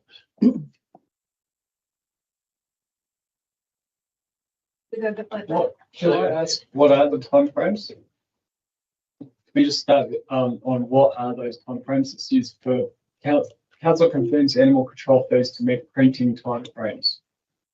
Yep. Basically, the only one that we really need one today is for the animal control.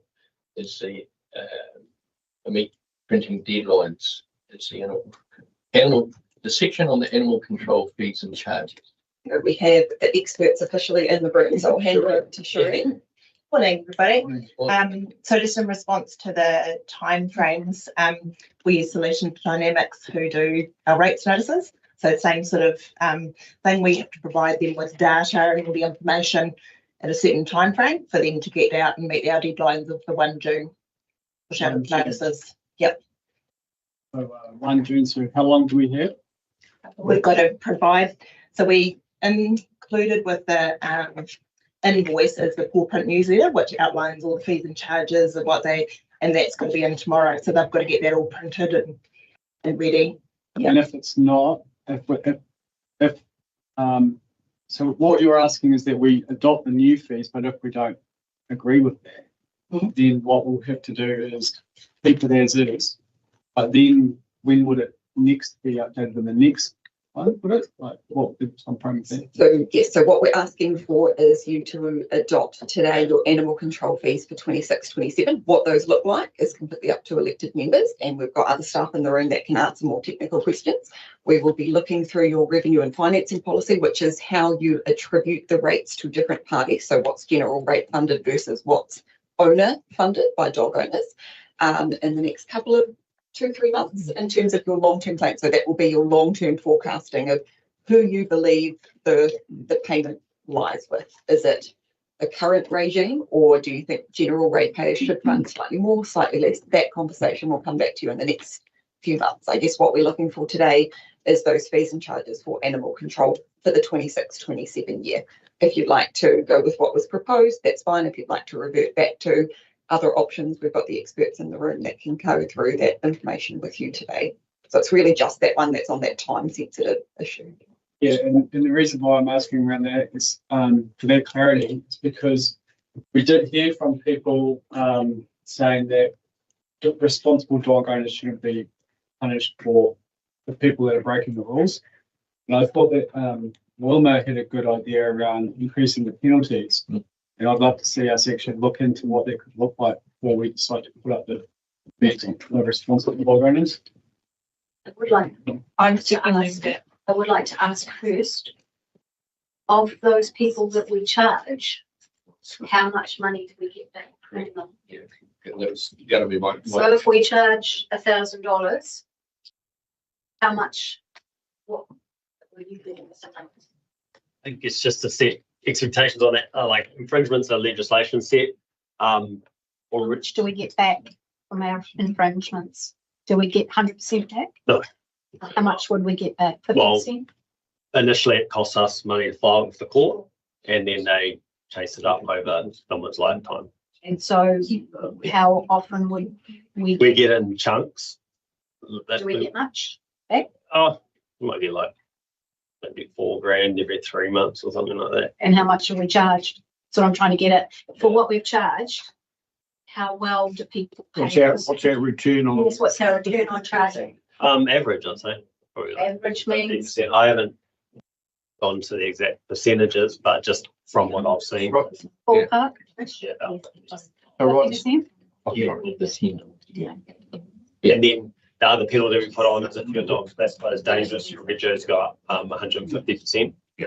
But I don't know what else we could do in that space. Do we know the how much is covered by rates? Was the percentage covered by rates versus covered by registration fees? That's animal control. It's 80% funded by youth of animal control. Yeah.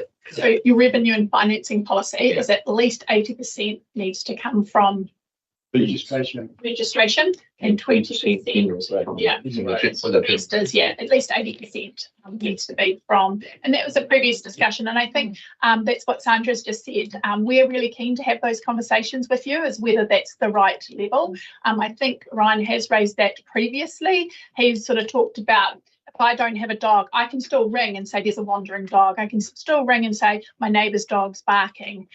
Yes, I don't probably use the dog park and those sort of things, but I still do get a service. And is that the right balance? I think those are your words, Vince, around who should pay for that. The other thing is, we heard a lot about dogs roaming and unregistered dogs. We don't actually receive any income from those people because they're unregistered. So they're receiving a service that they're not paying for. And that's what she's relating to. Charge them, but they don't pay. That's what I'm trying to say. It's a lot of compliance. You're not getting money off the bad people. Well, the misbehaviours. They're funded by everyone else, and it's the same across all types of compliance, like the justice system. Like, who pays for that? It's not the person in jail. Ryan, did you say that the fines are governed by legislation? Yeah, you said. So we just accepting what the legislation. So that kind of makes that comment null and void. Yeah.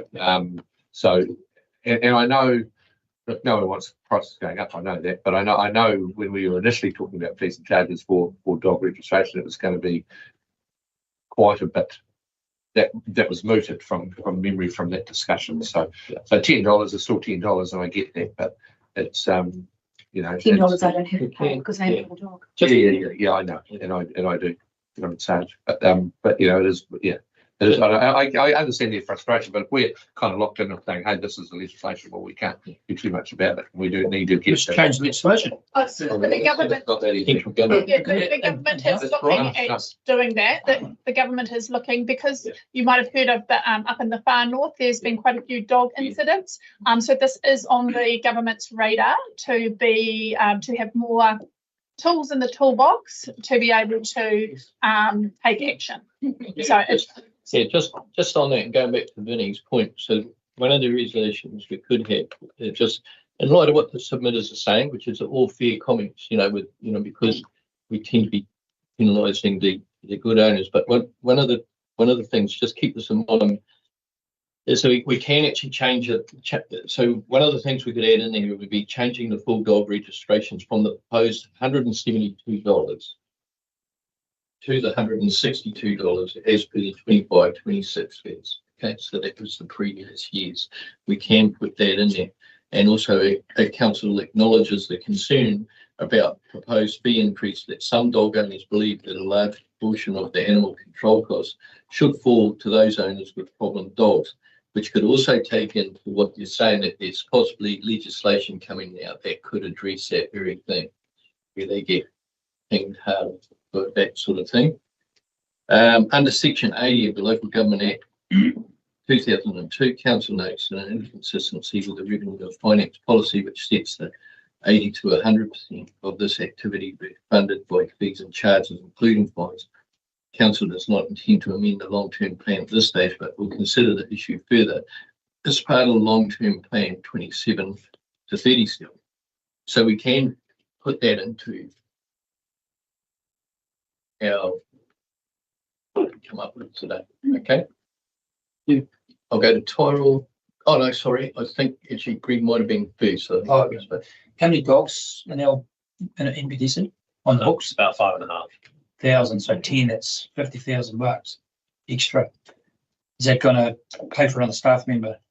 Do you need another staff member? So some of the increases in costs are 3% is to probably stay aligned, generally aligned with our revenue and financing policy, and that's like a couple of things: increase in staff costs, there's increase in running costs, there's increase in, we have an after hours contract who does our after hours, there's increases in those. So just to stay even, the extra 3%, which gets to that 6%, is a little bit of an increase. We've talked to you about health and safety issues, dog owners becoming more aggressive and putting out our single person out. So there is a little bit of health and safety, which would be 25%. But one thing to be really mindful of is, yes, it is going up $10 and it goes up $10 regardless. But Ryan's done some stats on actually what percentage of people pay at each level, because those are the rebates. And do you want to go through those? Just a second question while you're there to cut the chase. The Dog Local Government Act was 2002. That's 24 years ago. Wasn't that being reassessed? I think they are. Aye. That's what they're doing now. Well, that's right, Sue. That's what they're doing now. Thank you. You should have answered before, and I want to ask a question. Sorry, Greg? Now he put me up in bloody thought. So the whole gust of the matter is, we just need to hammer the mongrel dogs and the mongrel owners. But you're saying we can't do that, and council has to come from government. Is that right? Yeah, essentially, but it's also might be a little bit fruitless, like with what I. Well, we have to do something, Ryan, because we can't just keep going in the status quo. So if you impound a dog, dog stays there, gets shot, or the owner comes up with a couple of grand or grand, dog's gone. And let's make that public. And that's, otherwise we're just going to keep, excuse my French, pussyfooting around with this legislation and the do-gooders. Once again, the woke is paying for. It's sort of an operational what we can work on this. Can we change the law internally, or do we have to go through the government? That's what I'm asking. No, we're governed by the Dog Control Act, 1996. Okay, so which they're working on it. Right. Which they're working on it, but again, I don't think it's going to be a silver bullet. Because it is the silver bullet, eh? It just those people, those dogs aren't registered, and those are the irresponsible dog owners. Yeah. Take them off the street. They're gone. Yeah, it's just that the cost to doing that. Okay. So like, to youth, and there's a dog that isn't claimed or not able to be rehomed, there's a cost to that, the vet and disposing of the body. But I suppose there's a cost on society in the current regime too, eh? So you'd soon clean it up. It might take a couple of years, but I reckon it would. Dogs got taken away, and unless you pay, you're not getting your dog back. 2% of dog owners pay the top range of $162, and then 35% pay the bottom range with all the discounts of 82. So generally dog owners are pretty good. It's just that small percent that are that are creating the work and the need for it. So the other ones animal control. You wouldn't have it if everyone was a perfect dog owner. You wouldn't need it. I'll go to Grace and then Toro. Mine's just quick. If we go forward with the proposed fees, would we be able to get data for if there's any difference in people not paying that amount? Yeah, because that is the sweet spot. Yeah, like if you do go to, we don't want to push people to not register their dog. Yeah. But yeah. Yeah. So we don't have any kind of hard to count, because then they're not. They'll either not show up, or they'll say their dog is deceased, or and then the numbers just drop off, and they're roughly around that 5.5. Yeah. So So if they drop right off, Yeah. something would be happening. The major. All right. Yeah, so my question would be kind of a follow-up to Greg's a little bit, and what levers can we pull? So currently, do we not have any ability to set the costs for, say, an impound fee that's set by legislation? No, we can. Yep, we do that. It's $100 for the first one, and then it goes up to that 200 second one, and we have up those. Yeah, because in theory, the hypothetical, right, we're not going to do it. If you set the impound fee at $50,000 and you caught one rich owner whose dog got out, that would cover the $10 increase for everyone. So it's like it's an optimization problem, right? Like if you charge too much, people aren't going to pay. But if you charged enough and you caught some, they would pay. So because you might get someone who doesn't have a lot of money, they love their dog gets out. Maybe they're a good dog owner, but their dog gets out. It happens. They can't come up with whatever the fee is. Like again, we've got to find a balance for that, and then they can't come off that. Then we have to use the dog potentially, which is a cost. So it is. A good dog and getting their dog back is actually a good thing all around. Just on that, just touching on Tyler's comment, but say for example, you're saying I think did you say $100 for the first pound fee? But is there room to put that to say $140? If that's a fee that we can set, apart from the stuff that's legislated, then. Is that a way of also? That's another one where you don't want to put people off claiming their dog because they can't afford it, and they'll go get another one. But do you think if the $40 would make, or 30 say, or $20, even if it's a 120, about 50% of dogs get claimed that get picked up roughly, and that's across the country from stats I've just seen. How many dogs do we impound like a year?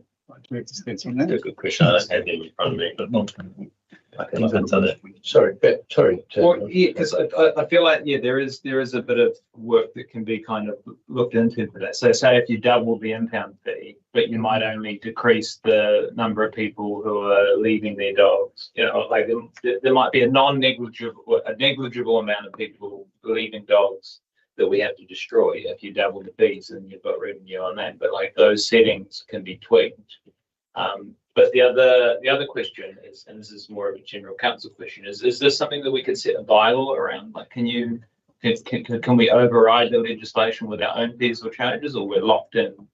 If it gets contested and it's not matching the legislation from a more kind of powerful document, and if your bylaw doesn't match with that or is inconsistent with the legislation, then I think if it gets challenged, you're gonna struggle. Yeah. Okay. But the impound fee is in our control. The impound. Most of the fees that we have in this section of the fees and charges, it's open to council to set them. The statutory infringement fees are set in the Dog Control Act, and we haven't set them out here because they're nationwide fees. So more or less, the things you've got in here are what you can control. There's lots of arguments for and against and what have you. At the end of the day, one's going to offset the other and backwards and forwards. I don't see any real need to. I think we've got more important things to do, and I think we just go ahead with the what we're doing, and just set the fees, and that's it. Go on. But I think that there's a piece of work here following on from what Torrell said, because I do agree with dog owners that are responsible shouldn't be penalised for the ones that are not responsible.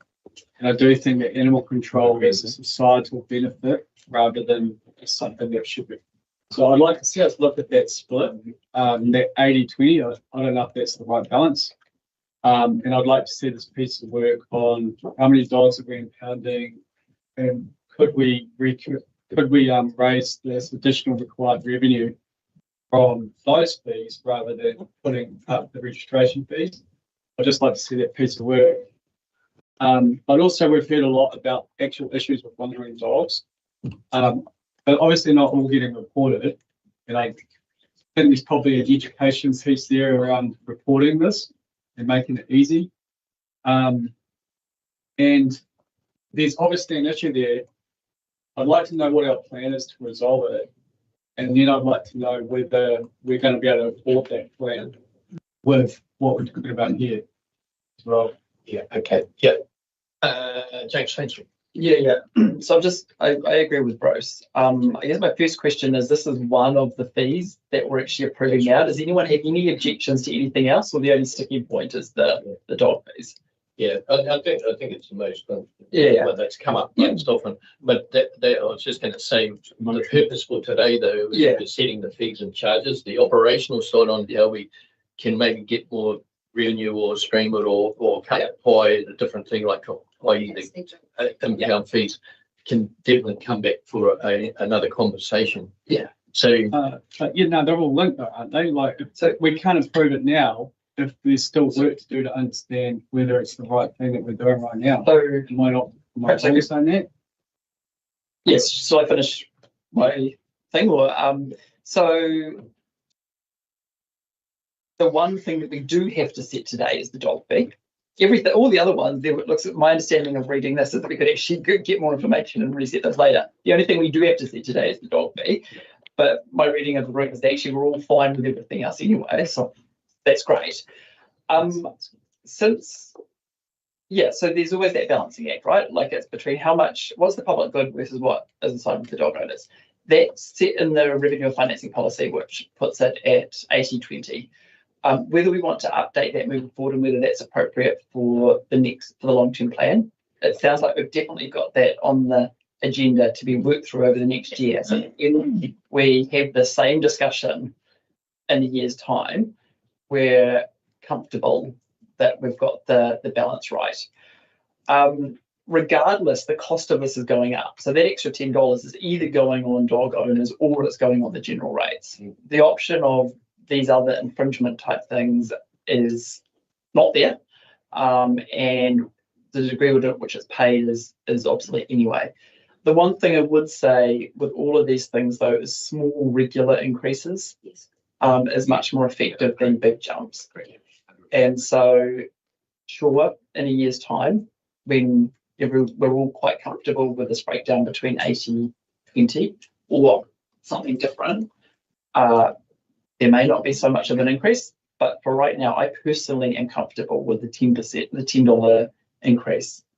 Realizing that I thought we'd actually talked about the 80-20 breakdown in this term, and that sort of guided this consultation document that went out. So in a sense, we were comfortable with it at that stage. To the degree which we could be comfortable with it, given that there's always winners and losers. So yeah, I don't know whether there's more discussion, Ash, but depending on what Bruce wants to do, I'm more than happy to second essentially motion 1 for those reasons. I'll move section. Yeah, I think too, if we start playing around with the percentages and it gets staff guidance on it, it would probably trigger another consultation. Yeah, I guess my final point is that absolutely not just missing any of the points that have been raised. I guess that's the value of having the long-term plan 1 year into the term, is that we can go through this now and identify things that we're not super comfortable within these high-level policies and make sure that we actually address them. And so all of that analysis will be terrific. But I don't think that it can be addressed, and I don't think there's added value to addressing it in this resolution. It's not to say that it may not be something we want to deal with downstream. And we've got 5,500 dogs, and we've had how many on the how many came in? Dogs, that's months. Oh, it's quite. Updated policy sheet to clear that out. I'm just, how many complained about the price going up? In relation to fees and charges, Yes. so we've got that 45% or 15 submissions were in support. Yeah. We had 7 that wanted to reduce or remove them.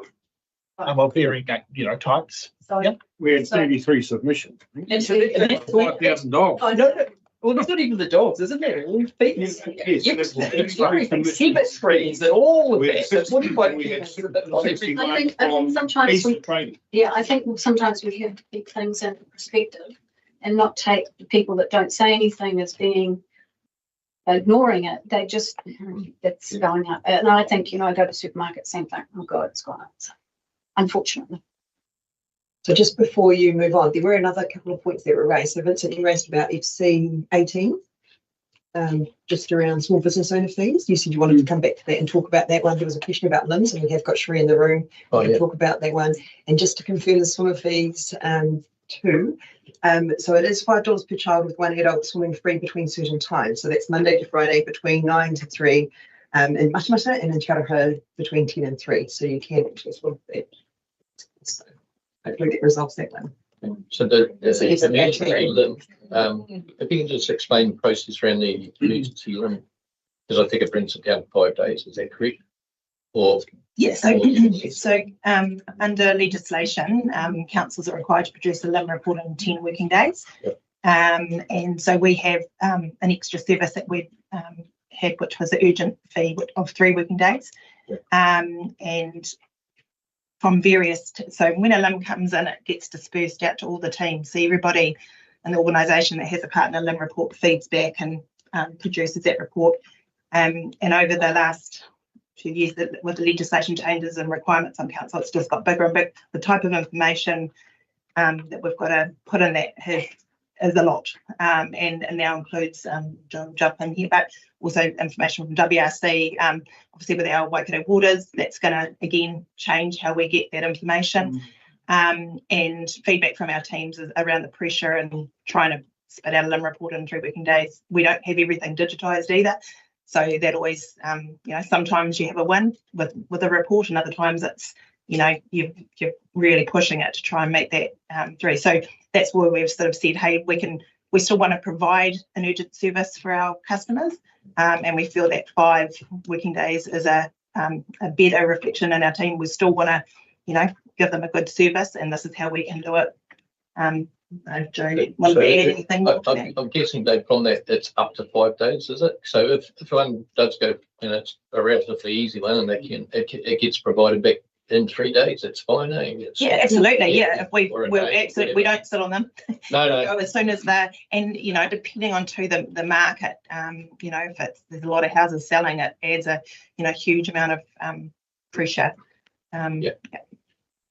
But they are a legal document, and they're a document that people are making massive decisions on.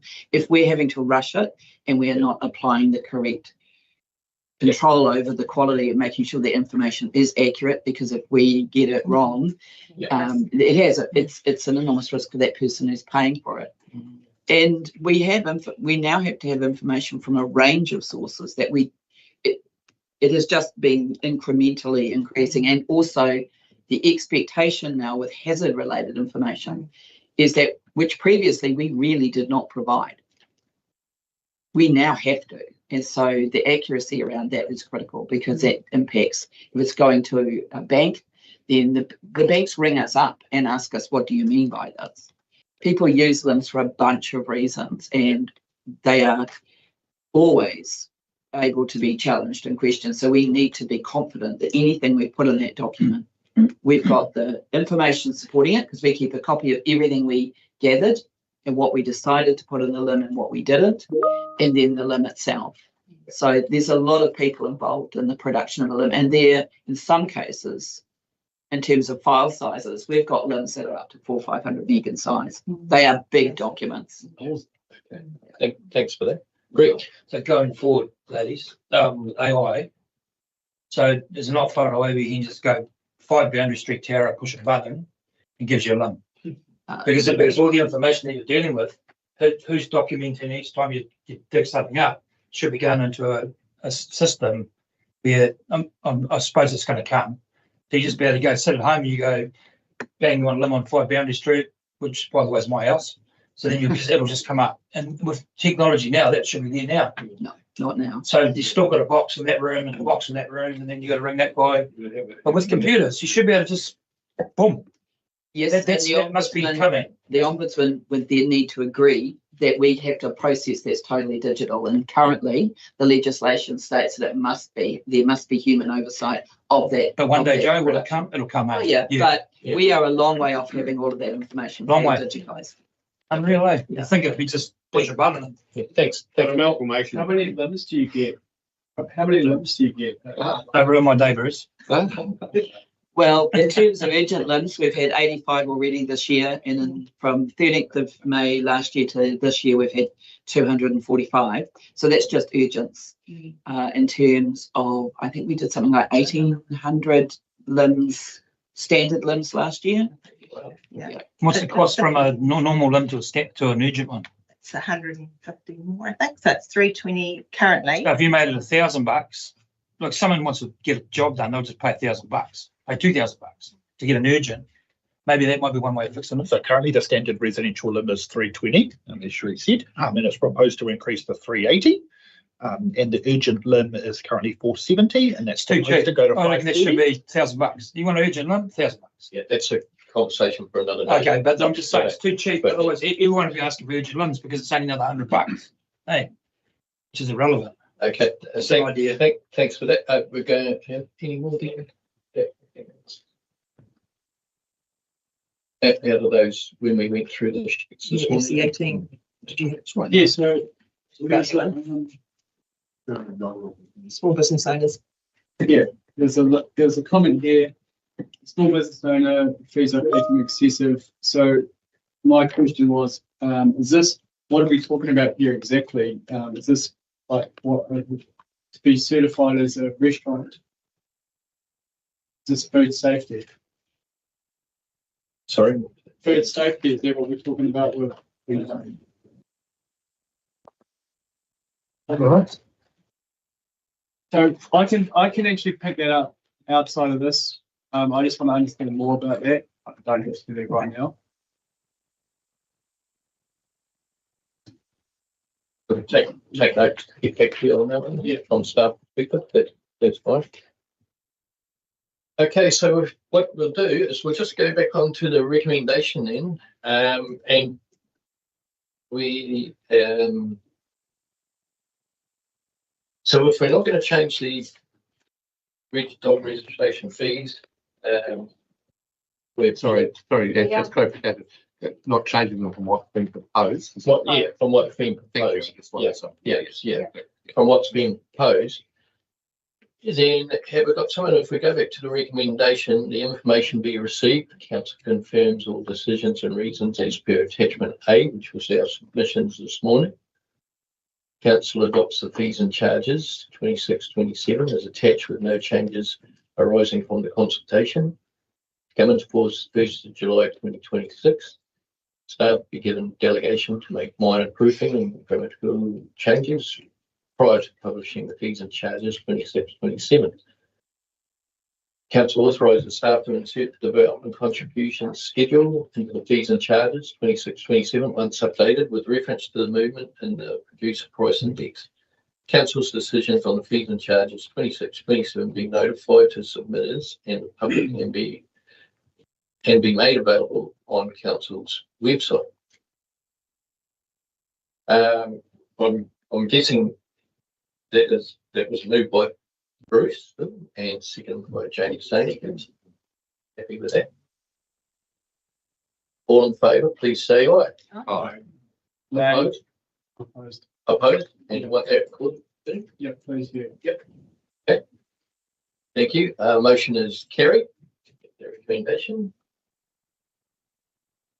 Shall go to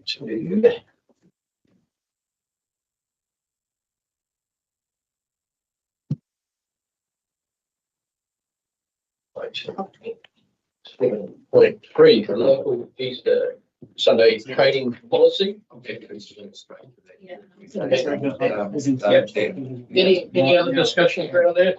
It's a pretty. Very clear. Yeah, very clear. In general, people are happy that people have the option to, or not on that. Okay, James Thomas has moved the recommendation, which is number 1. And have I got a second at Grace? Was it Grace? All in favour, please say aye. Aye. Opposed? Carried. Thank you. Item 7.4, which is the rates remission. There's 67. Yes.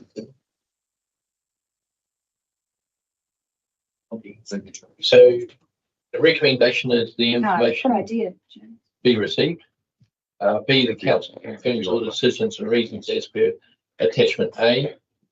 Council adopts the rates remission and postponement policy as attached with no changes arising from the consultation to come into force 1st of July 2026.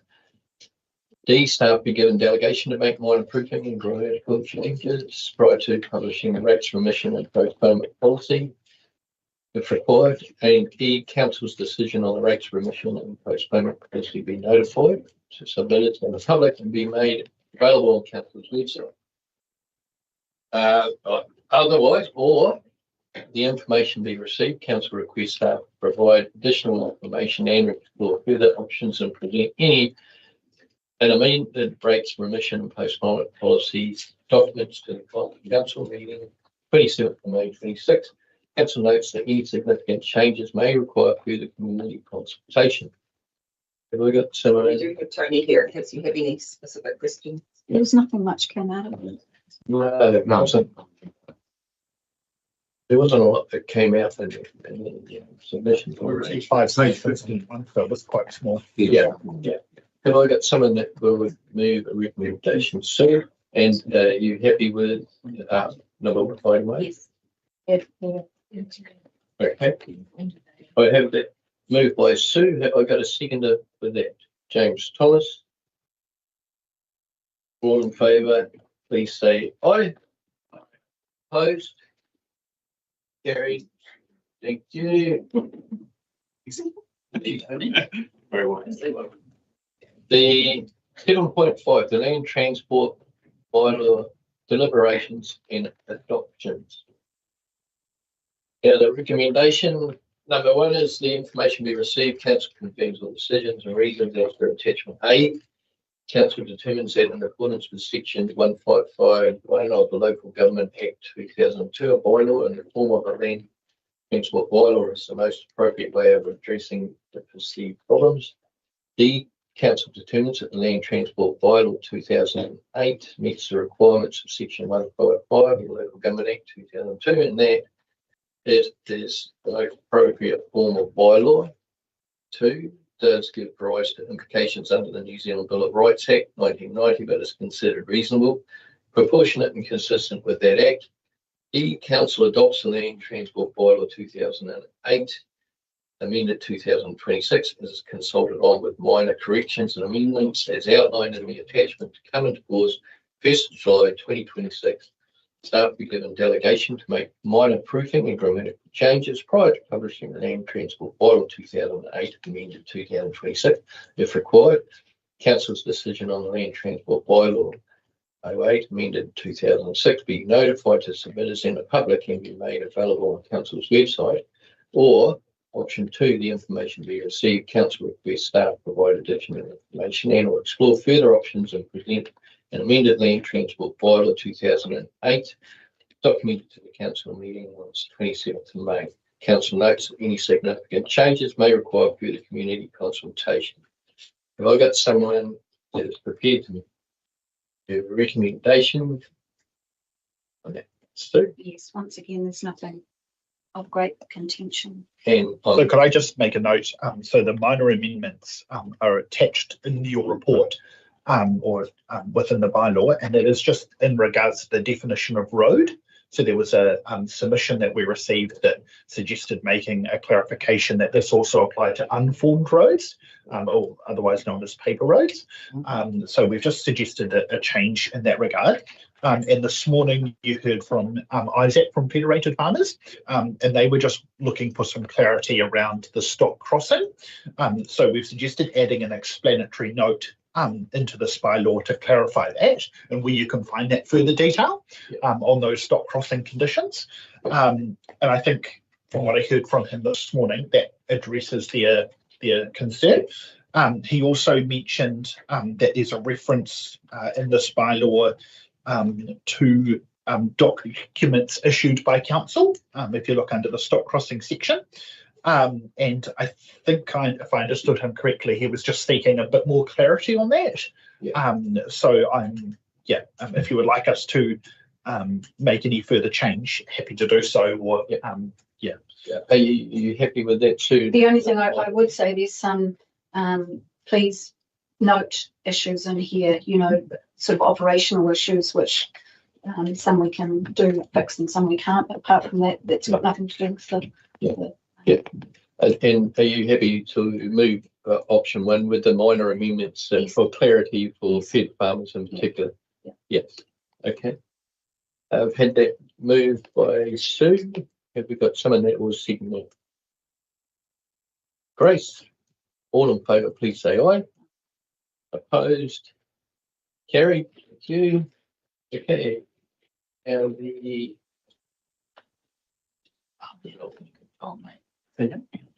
policy on the dogs. Now this is the one that was obviously a hot topic for our submitters, which is great. So I'll just go through the recommendation on that. The recommendation number 1 is the information be received. Council confirms all decisions as per attachment A.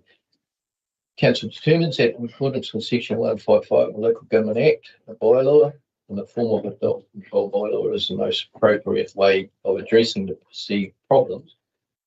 D, council determines that the dog control bylaw 2010 meets the requirement of section 145 of the Local Government Act 2002, and that it is the most appropriate form of bylaw. 2, does give rise to implications under the New Zealand Bill of Rights 1990, but is considered reasonable, proportionate, and consistent with the Act. E, council adopts the dog control bylaw 2010 as attached, with no changes arising from the consultation. Come into force the 1st July 26 with removal of reference to Schedule 4 of the maps. Staff be given delegations to make minor proofing and grammatical changes prior to publishing dog control bylaw. If required, council's decision on the dog control bylaw 2010 be notified to submitters and the cover will be made available on council's website. Policy on dogs, council confirms all decisions and reasons as per attachment A. I, council adopts the policy on dogs 2010 attached with no changes in the consultation coming forward. So staff be given delegation to make minor proofing and changes prior to publishing the policy on dogs. K, council decision on the policy on dogs 2010 be notified to submitters and the public be made available on council's website. A, information be received. Yeah. Okay. So what I'll just go back, because I'm getting a feeling around the room, and obviously there was a lot of interest in particular in the subject, which we can do an amendment under E. So under E, the council adopts dog control bylaw as attached with no changes. Now we could put an amendment in there just from the feeling from the submitters, and I'm thinking the feeling around the room. I could be wrong, but we could add in there is the retention of Centennial Drive from Tainui Street to Broadway and Tom Grant Drive from Rafferty Avenue to Telfrey Street as dog exercise areas. This is because least off leash dog exercise. As infant off leash dog exercise areas. Yeah, if you can, that'll be cool. Yeah, but all I wanted to say is I'm not going to dive into this. The actual no's were higher than the yeses, but the people that appeared were stronger than. So you know, you've got to go with passion, I guess. Well, it's just in terms of the no's. I mean, I'm sorry, this is what we're talking about. I mean, we don't know whether they were dog owners or you know what I mean. That's just in terms of, but unless they're actually talking to us, it's very difficult to know the rationale for time. They haven't turned up there. No, point in discussion. And could also take into account the position also that. Yeah, and some of them didn't know what they were signing, but that's. This is a bit of because one person signed that and said no to that, but look, that's okay. They were passionate enough to do it and, Yeah. So I guess we're going to jump on that, but we also say not a referendum, not a referendum. However, the point of consultation is to raise points that we hadn't considered. And I think for me, when we went out with this option, it was acknowledging that there was now an off-leash dog park, specifically in Matamata. Did that mean that the other off-leash areas were no longer needed? Yes, that's right. And my thoughts at the time that maybe that was the case. What I have now a much better understanding of, having read the things and listened to everybody, is that actually it does, that even with the off-leash dog park, Centennial Drive and Tom Grant Drive still provides a service for dog owners being able to exercise. And I know that there was a bit of disagreement about the cars, but I would say I've actually seen quite a few people driving their cars with the dogs running alongside, because they've got their own mobility issues, but it means they can still keep healthy, well-exercised dogs. So you see that a lot outside the race. So not a referendum, but a consideration that I missed the first time through, and so I am absolutely in favour of this because it still has that role, which the dog part hasn't changed. Yeah, the two things that stood out were we still wanted off leash. Yeah. The other one was should cars be on? And I think the status quo. And I think too it's quite good when you got submitters that are coming in and they're using it on a daily. They're using it on a daily for years and years, decades, and again it comes down to are we trying to find a problem to put a solution? Yep. And I'm comfortable with us keeping them as that off-leash due to the submitters and the FSB. Yeah, and I think hearing the people, which is great. I will go back to Rotary and to council and say, hey, we've got some issues with the dog park that we need to perhaps address. So that was very helpful to me because you're right. It's not as exciting as it should be.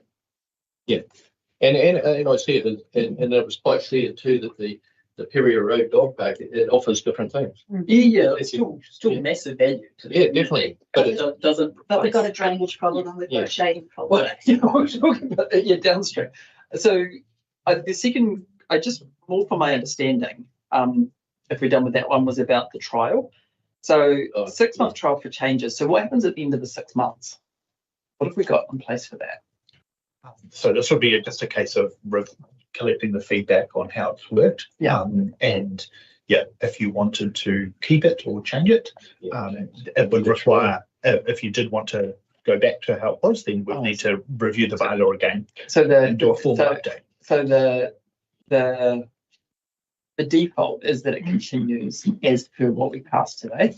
It's just that there's a trigger for 6 months, at which stage it forces us to take another look. Yeah, so I guess what we'd be looking for is any complaints coming through primarily to Ryan's team, but also to all the customer services team. We can bring all of that data back to you for consideration. So we're not going to have a trial on it being on there, shall we? No.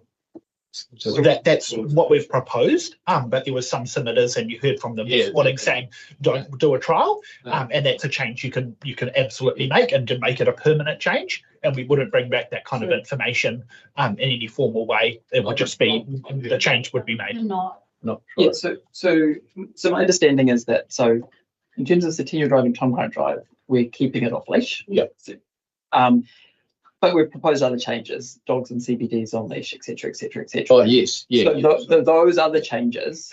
That's the trial. Those. So if we had changed Tom Grant Drive, it would have been in this category of changes. But it's not.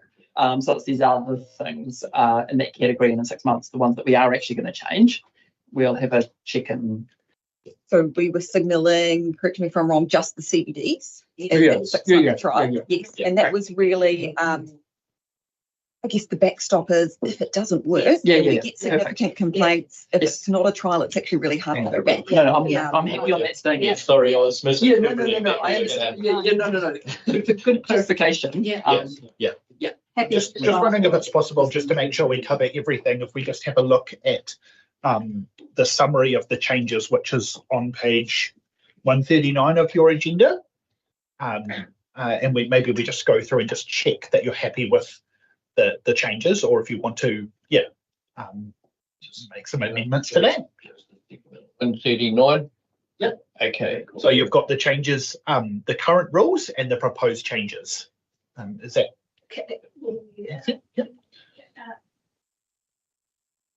Sorry, the Tom Grant Drive thing, that's the little kicker. Yeah. That's the kicker, because we've got a playground and right beside the drive, right beside the road. That's the only confusion that it may have. Yeah, so the rule would still apply that they're not allowed within 15 metres of Do they that know that, children's area. So we got Is that, that's signage. current though, isn't it? And we got signage. I no. That's a short part of the drive from you know, Finlay Street, there's that road coming off Where I Finlay walk, Street. yeah. There's Tom Yeah. Grant, Yeah. and then you've got, it's a small section. Why don't we just do that? But it's on leash because that's right by the playground. That small little bit of sound. That crossed my mind, but I'm like, that would require a whole other level. Yeah. I think it's just a signage saying. This is I mean, I hear It's something we can follow up. Yeah. with. Yeah. Okay. So I guess So- it defaults to dogs are not allowed. So not, are they allowed on leash? They are not allowed within that 15 metres of a playground. Yeah. Yep. Okay. That's fine. That's okay. So are we going through this, the red text current areas proposed to change? So this will be a trial though, I'm guessing. Is that clarity? The dogs on leash and is a trial period? That was what council expressed Yeah. as their want for Just a in case. 6-month trial period to make sure that there are no unintended consequences. So basically, if we get to the end of that 6-month period, we can find there haven't been any unintended consequences, there's nothing further to do because your bylaw has been written in a way that it will continue on. If we have a lot of consequences and a lot of complaints, we will bring that back to you. We would have to go through another bylaw review to go through it. There's no legality for changing the trial backwards, so you would still have to go through consultation. Okay. And that applies to the Hauraki Rail Trail minor change that council discussed as well. We were proposed, they're all kind of entwined, it's in the town centre as well. Yeah. So that was all part of that same trial proposal. Okay. No, that's fine. And I just see the Farmer Street Reserve, because he was one of the submitters that brought up about, it was actually Cairns, wasn't it? That brought up about Farmer Street. Yeah, Cairns. That brought up about Farmer Street and wondered why that was. But then you got an explanation because of the boat. It's because the reserve is quite small. So once you add that 15-metre buffer around the playgrounds, there's not actually much left in the land area. And so that's the explanation. Yes. That's going back to the submitter. Yes. Yeah. Excellent. Okay. So is everybody clear on that? So going back to the